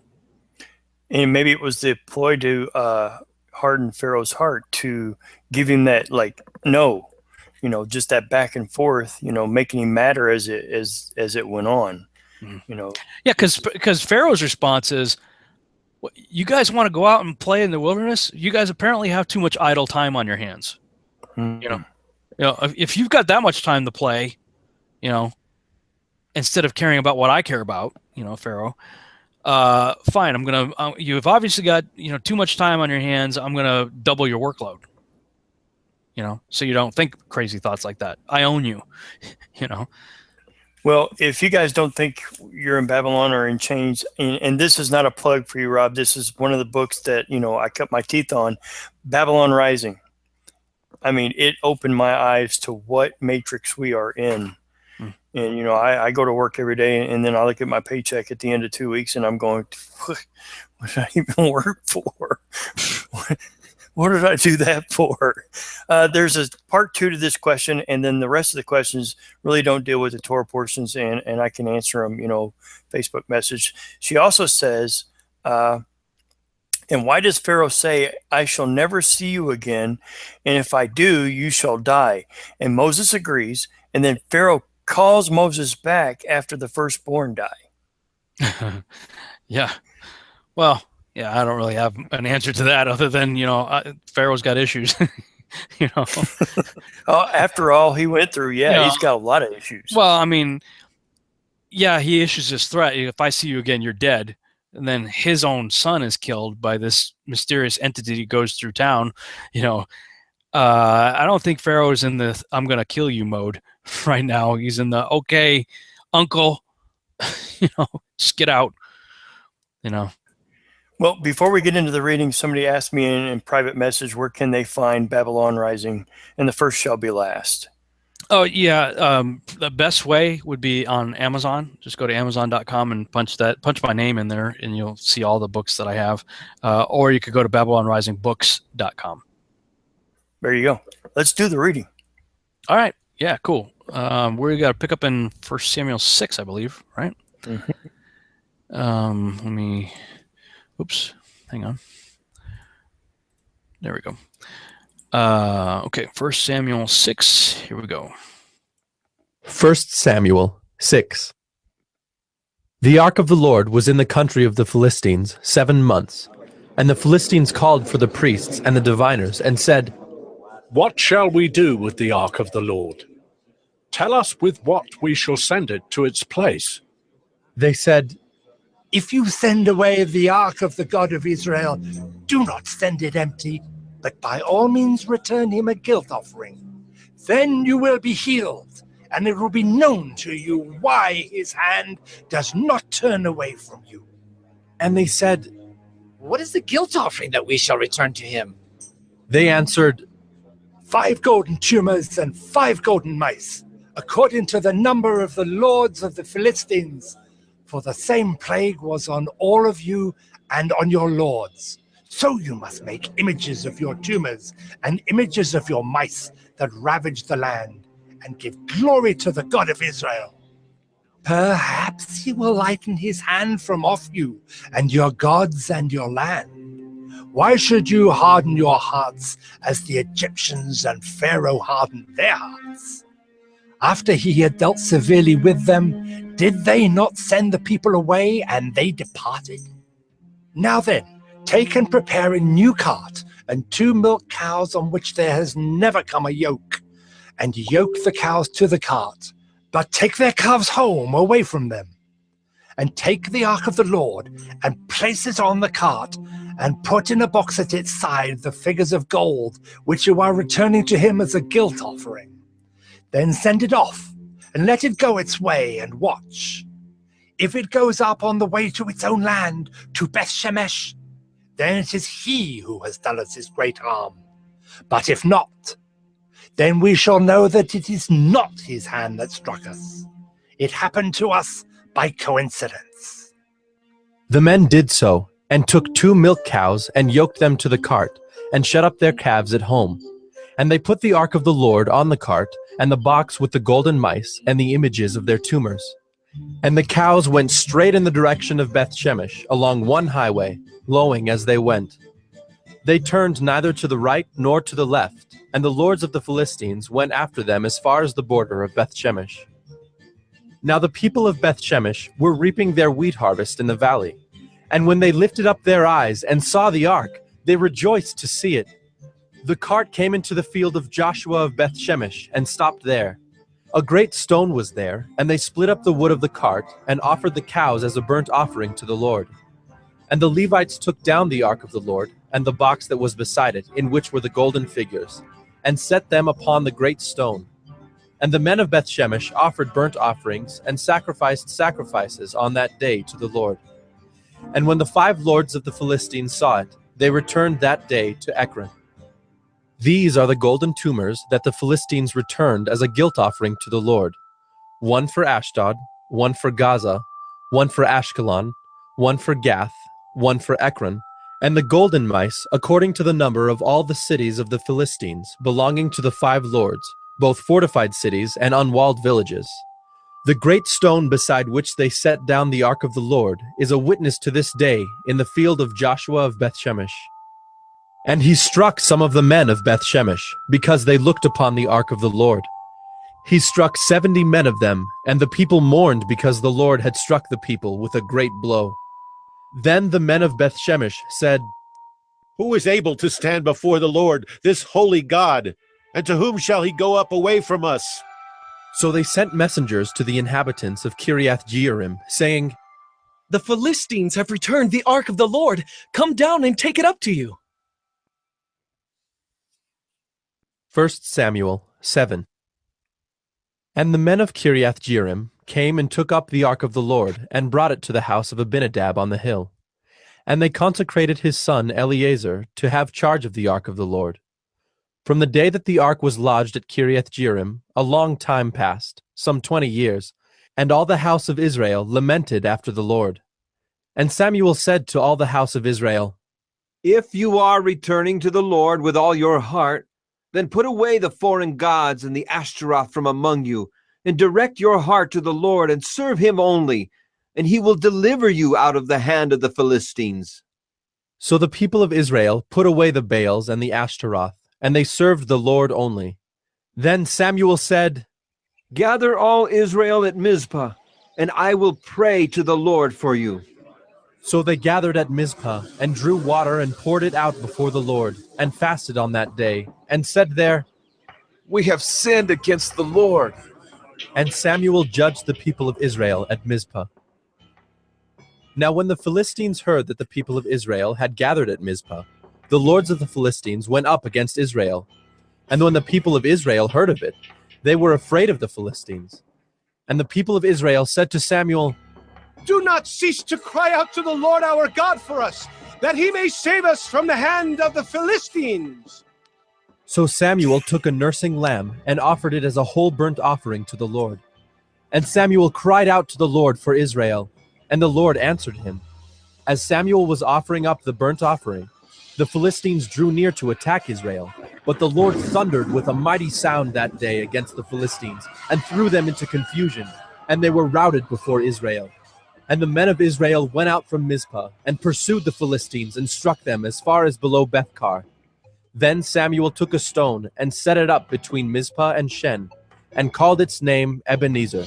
For he said, "Till now the Lord has helped us." So the Philistines were subdued, and did not again enter the territory of Israel. And the hand of the Lord was against the Philistines all the days of Samuel. The cities that the Philistines had taken from Israel were restored to Israel, from Ekron to Gath, and Israel delivered their territory from the hand of the Philistines. There was peace also between Israel and the Amorites. Samuel judged Israel all the days of his life, and he went on a circuit year by year to Bethel, Gilgal, and Mizpah, and he judged Israel in all these places. Then he would return to Ramah, for his home was there, and there also he judged Israel. And he built there an altar to the Lord. 1 Samuel 8. When Samuel became old, He made his sons judges over Israel. The name of his firstborn son was Joel, and the name of his second, Abijah. They were judges in Beersheba. Yet his sons did not walk in his ways, but turned aside after gain. They took bribes and perverted justice. Then all the elders of Israel gathered together and came to Samuel at Ramah and said to him, Behold, you are old, and your sons do not walk in your ways. Now appoint for us a king to judge us like all the nations. But the thing displeased Samuel when they said, Give us a king to judge us. And Samuel prayed to the Lord. And the Lord said to Samuel, Obey the voice of the people in all that they say to you, for they have not rejected you, but they have rejected me from being king over them, according to all the deeds that they have done, from the day I brought them up out of Egypt even to this day, forsaking me and serving other gods, so they are also doing to you. Now then obey their voice. Only you shall solemnly warn them and show them the ways of the king who shall reign over them. So Samuel told all the words of the Lord to the people who were asking for a king from him. He said, These will be the ways of the king who will reign over you. He will take your sons and appoint them to his chariots and to be his horsemen and to run before his chariots. And he will appoint for himself commanders of thousands and commanders of 50s, and some to plow his ground and to reap his harvest, and to make his implements of war and the equipment of his chariots. He will take your daughters to be perfumers and cooks and bakers. He will take the best of your fields and vineyards and olive orchards and give them to his servants. He will take the tenth of your grain and of your vineyards and give it to his officers and to his servants. He will take your male servants and female servants and the best of your young men and your donkeys and put them to his work. He will take the tenth of your flocks, and you shall be his slaves. And in that day you will cry out because of your king, whom you have chosen for yourselves, but the Lord will not answer you in that day. But the people refused to obey the voice of Samuel, and they said, No, but there shall be a king over us, that we also may be like all the nations, and that our king may judge us and go out before us and fight our battles. And when Samuel had heard all the words of the people, he repeated them in the ears of the Lord. And the Lord said to Samuel, Obey their voice and make them a king. Samuel then said to the men of Israel, Go, every man to his city. 1 Samuel 9. There was a man of Benjamin whose name was Kish, the son of Abiel, son of Zerah, son of Bechorath, son of Aphiah, a Benjaminite, a man of wealth. And he had a son whose name was Saul, a handsome young man. There was not a man among the people of Israel more handsome than he. From his shoulders upward he was taller than any of the people. Now the donkeys of Kish, Saul's father, were lost. So Kish said to Saul his son, Take one of the young men with you, and arise. Go and look for the donkeys. And he passed through the hill country of Ephraim, and passed through the land of Shalisha, but they did not find them. And they passed through the land of Shalem, but they were not there. Then they passed through the land of Benjamin, but did not find them. When they came to the land of Zuph, Saul said to his servant who was with him, Come, let us go back, lest my father cease to care about the donkeys and become anxious about us. But he said to him, Behold, there is a man of God in this city, and he is a man who is held in honor. All that he says comes true. So now let us go there. Perhaps he can tell us the way we should go. Then Saul said to his servant, But if we go, what can we bring the man? For the bread in our sacks is gone, and there is no present to bring to the man of God. What do we have? The servant answered Saul again, Here, I have with me a quarter of a shekel of silver, and I will give it to the man of God to tell us our way. Formerly in Israel, when a man went to inquire of God, he said, Come, let us go to the seer, for today's prophet was formerly called a seer. And Saul said to his servant, Well said. Come, let us go. So they went to the city where the man of God was. As they went up the hill to the city, they met young women coming out to draw water, and said to them, Is the seer here? They answered, He is. Behold, he is just ahead of you. Hurry! He has come just now to the city, because the people have a sacrifice today on the high place. As soon as you enter the city, you will find him before he goes up to the high place to eat. For the people will not eat till he comes, since he must bless the sacrifice. Afterward, those who are invited will eat. Now go up, for you will meet him immediately. So they went up to the city. As they were entering the city, they saw Samuel coming out toward them on his way up to the high place. Now the day before Saul came, the Lord had revealed to Samuel, Tomorrow, about this time, I will send to you a man from the land of Benjamin, and you shall anoint him to be prince over my people Israel. He shall save my people from the hand of the Philistines. For I have seen my people, because their cry has come to me. When Samuel saw Saul, the Lord told him, Here is the man of whom I spoke to you. He it is who shall restrain my people. Then Saul approached Samuel in the gate and said, Tell me, where is the house of the seer? Samuel answered Saul, I am the seer. Go up before me to the high place. For today you shall eat with me, and in the morning I will let you go and will tell you all that is on your mind. As for your donkeys that were lost 3 days ago, do not set your mind on them, for they have been found. And for whom is all that is desirable in Israel? Is it not for you and for all your father's house? Saul answered, Am I not a Benjaminite, from the least of the tribes of Israel? And is not my clan the humblest of all the clans of the tribe of Benjamin? Why then have you spoken to me in this way? Then Samuel took Saul and his young men, and brought them into the hall, and gave them a place at the head of those who had been invited, who were about 30 persons.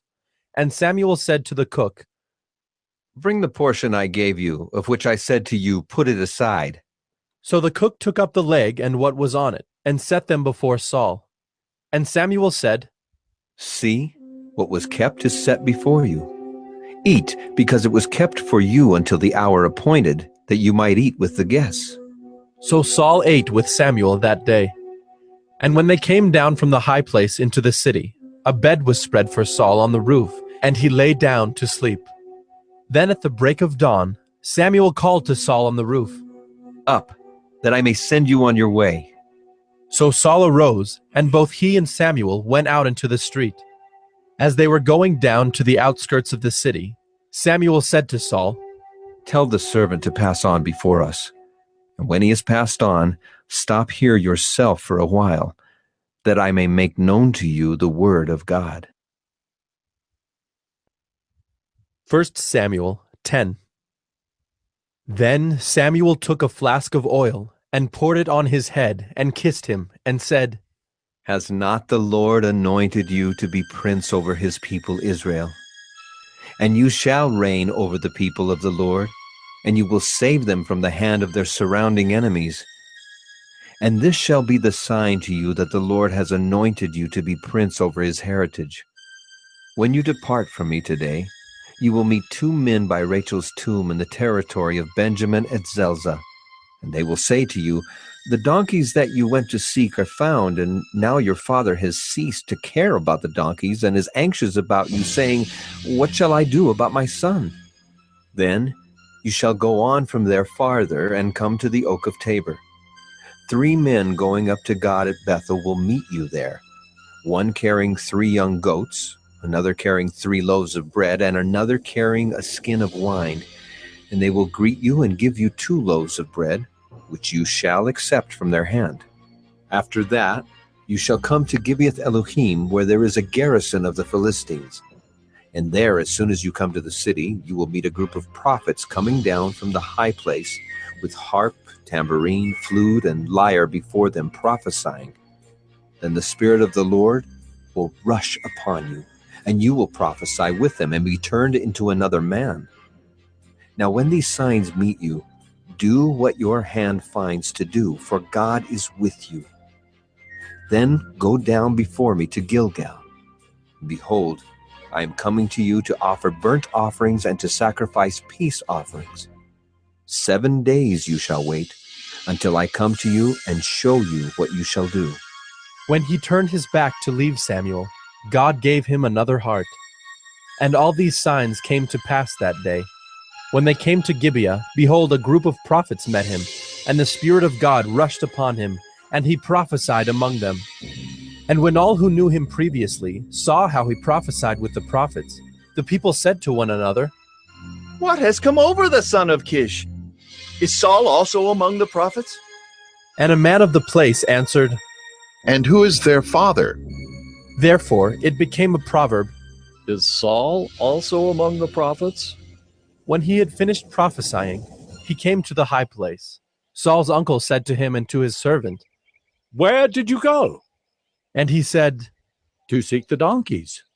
And when we saw they were not to be found, we went to Samuel. And Saul's uncle said, Please tell me what Samuel said to you. And Saul said to his uncle, He told us plainly that the donkeys had been found. But about the matter of the kingdom, of which Samuel had spoken, he did not tell him anything.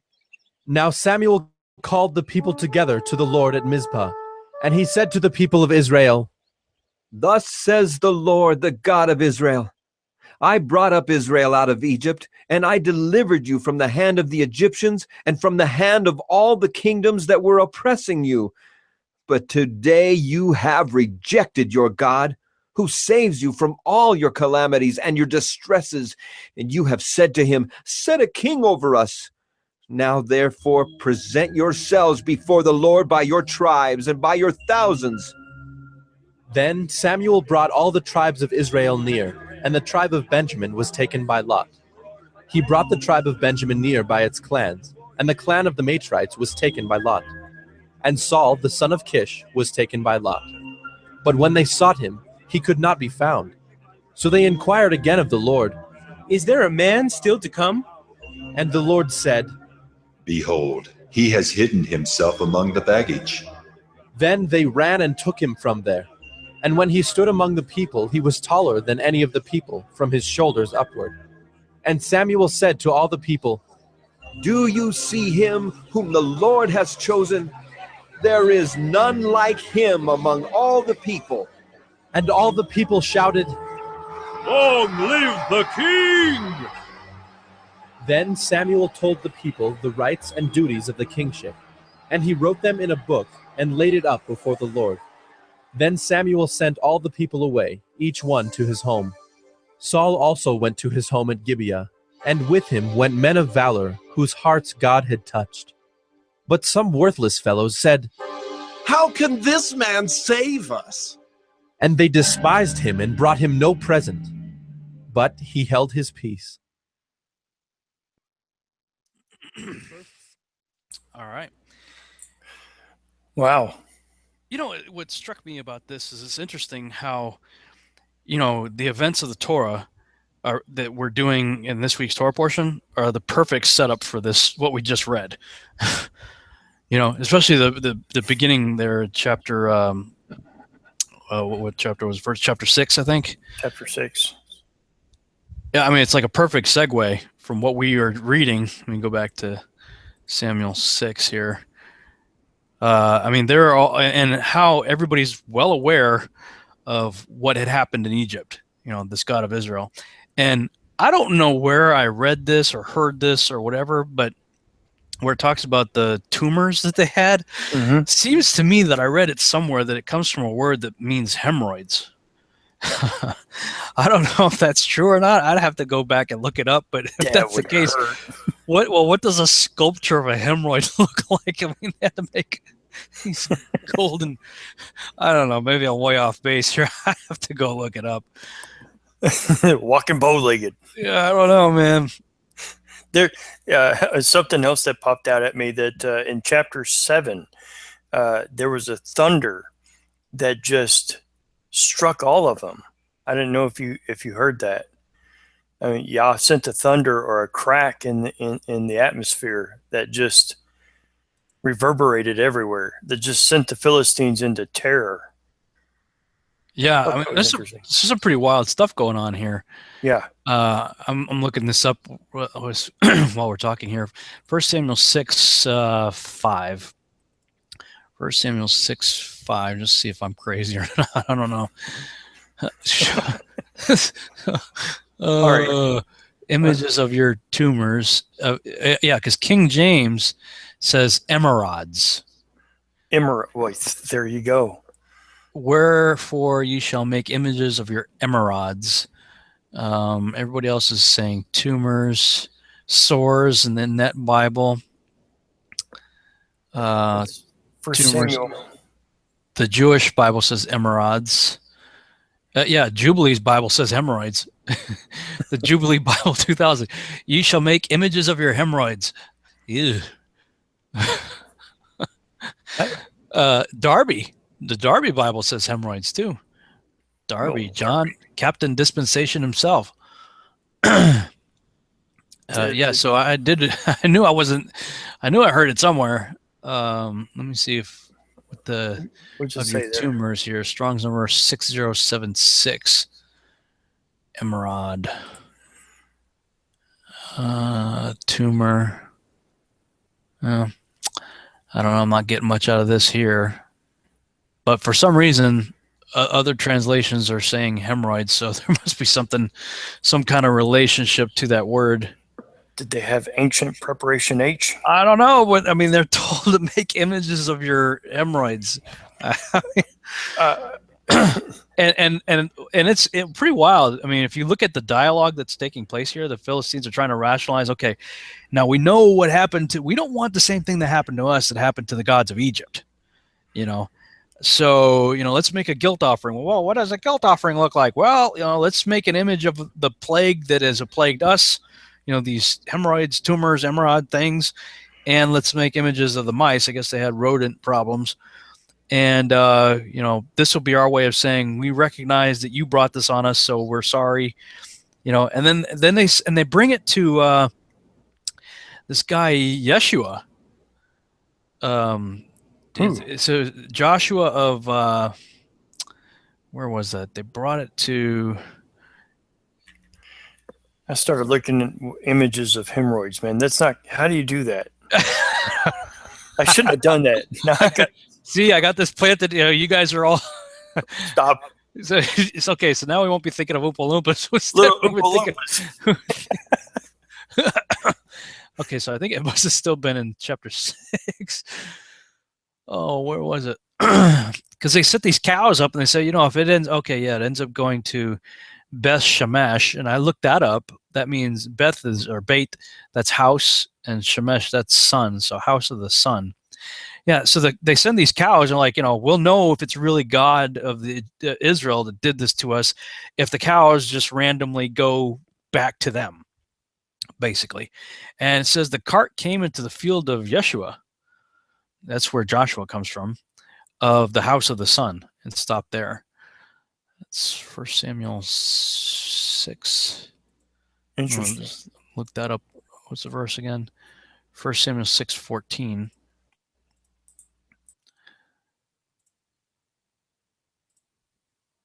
1 Samuel 6:14. Yeah, Yehoshua.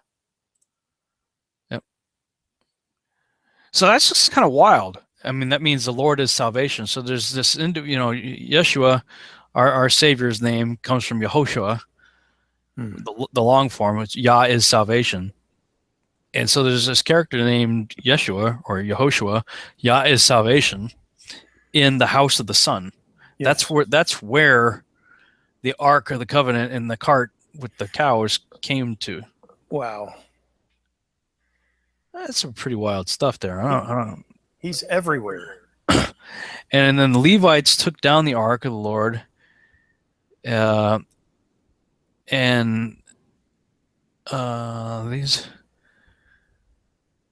some of them died, though. Some of them, it says right here, the great stone. So they set up these images of the hemorrhoids, and somebody just posted a golden hemorrhoid in the chat room. Oh no! Oh, no. Thank you, Paul, for that visual. Yeah, we definitely don't. And the winner of the Golden Hemorrhoid Award. Yeah, I love you guys. Oh man!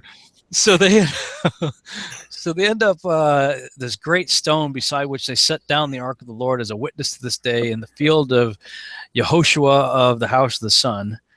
And he struck some of the men of the house of the sun because they looked upon the ark of the Lord. 70 men.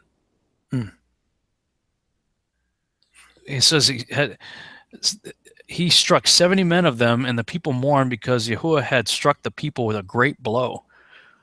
So something's going on there.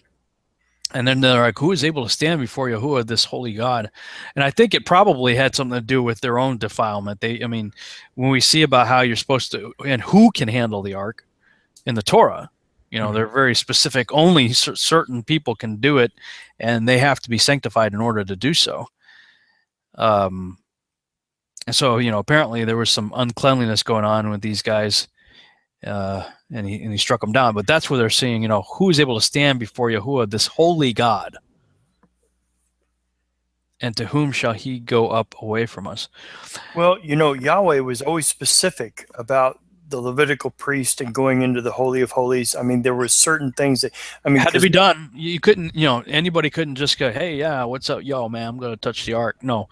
Even with the story of the strange fire and the brothers going in and him striking it, he was very serious about how holy he is. Right. So. Yeah.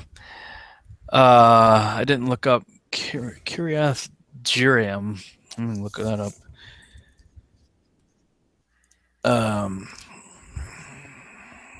Jearim, J-E-A.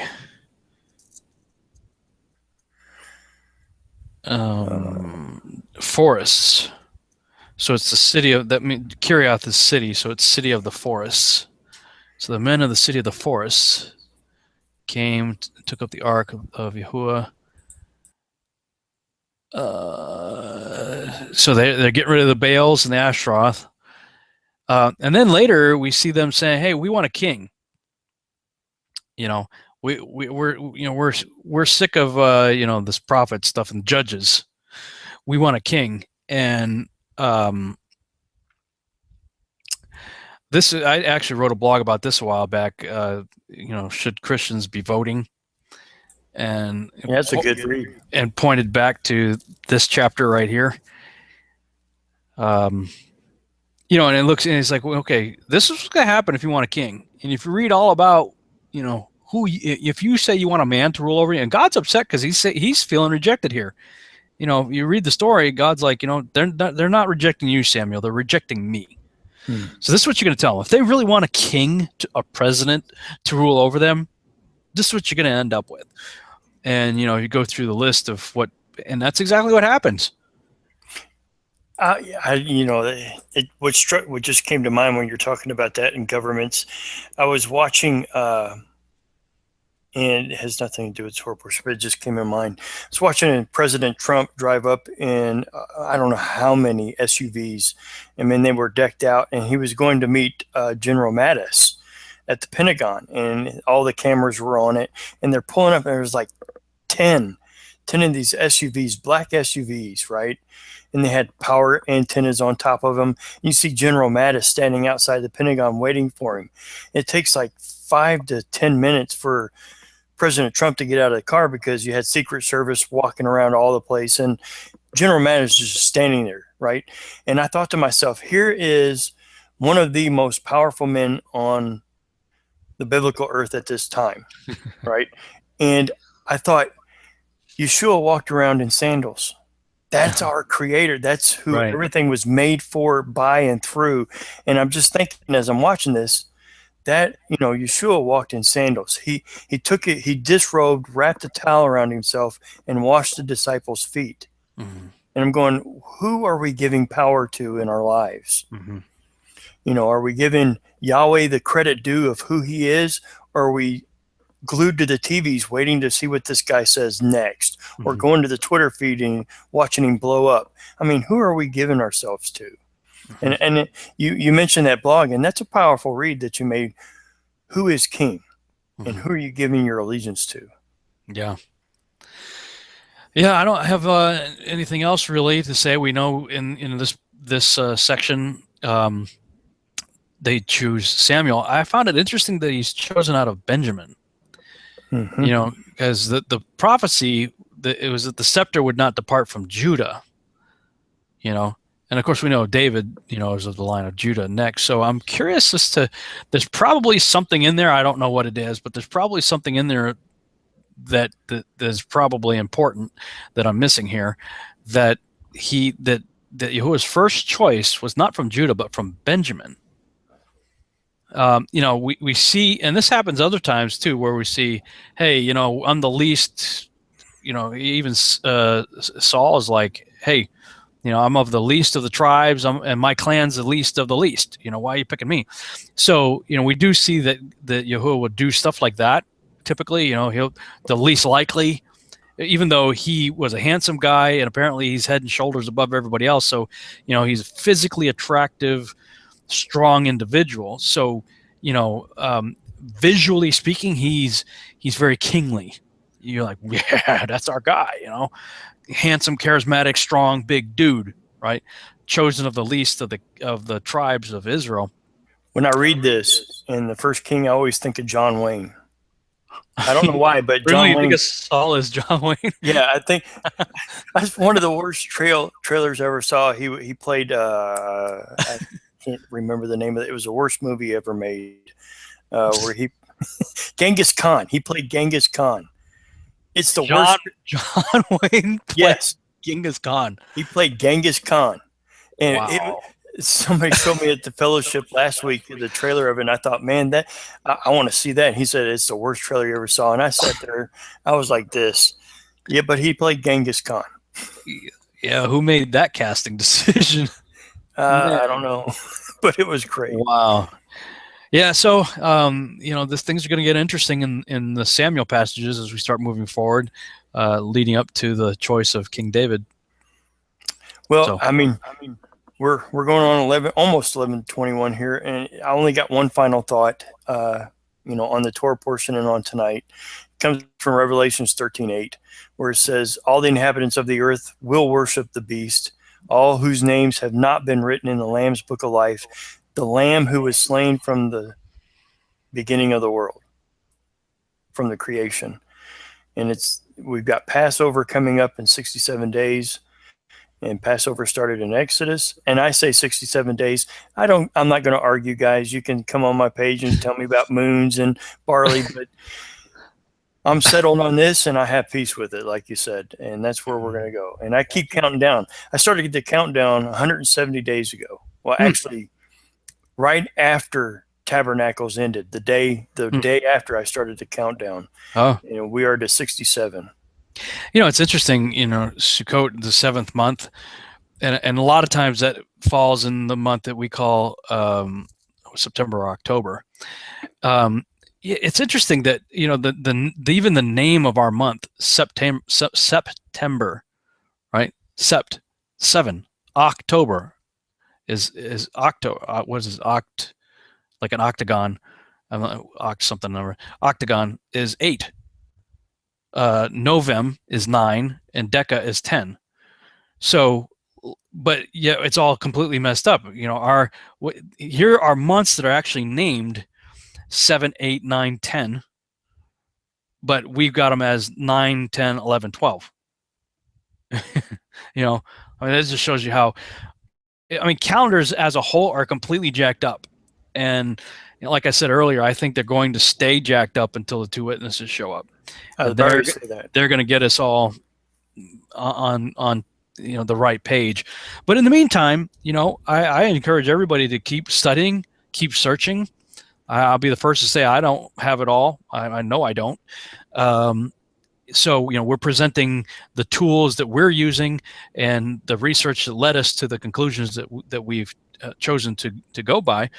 But hey, I encourage you guys to keep studying, keep searching, and maybe we'll need to change some things again. Agreed.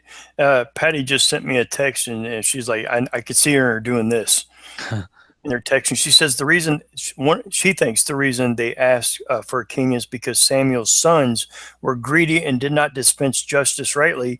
It's interesting because he delivered the bad news to Eli about the sentence of death for Eli and his sons. It's interesting Samuel did not learn the paternal lesson. Yeah, that's what I said. Yeah. Yeah, things that make you go, Hey, we haven't said it, and I want to say it on there. John and I have, we've been talking, and we just want to thank you for bringing the Virtual House Church to Now UCTV. It's always a joy to come on every Friday night with you and discuss biblical content on the Sabbath. And we thank you for bringing it to Now UCTV, and I look forward to next Friday. Yeah, likewise. Well, thank you guys for taking it, because it's taken a load off of my shoulders. I just get to show up and start talking.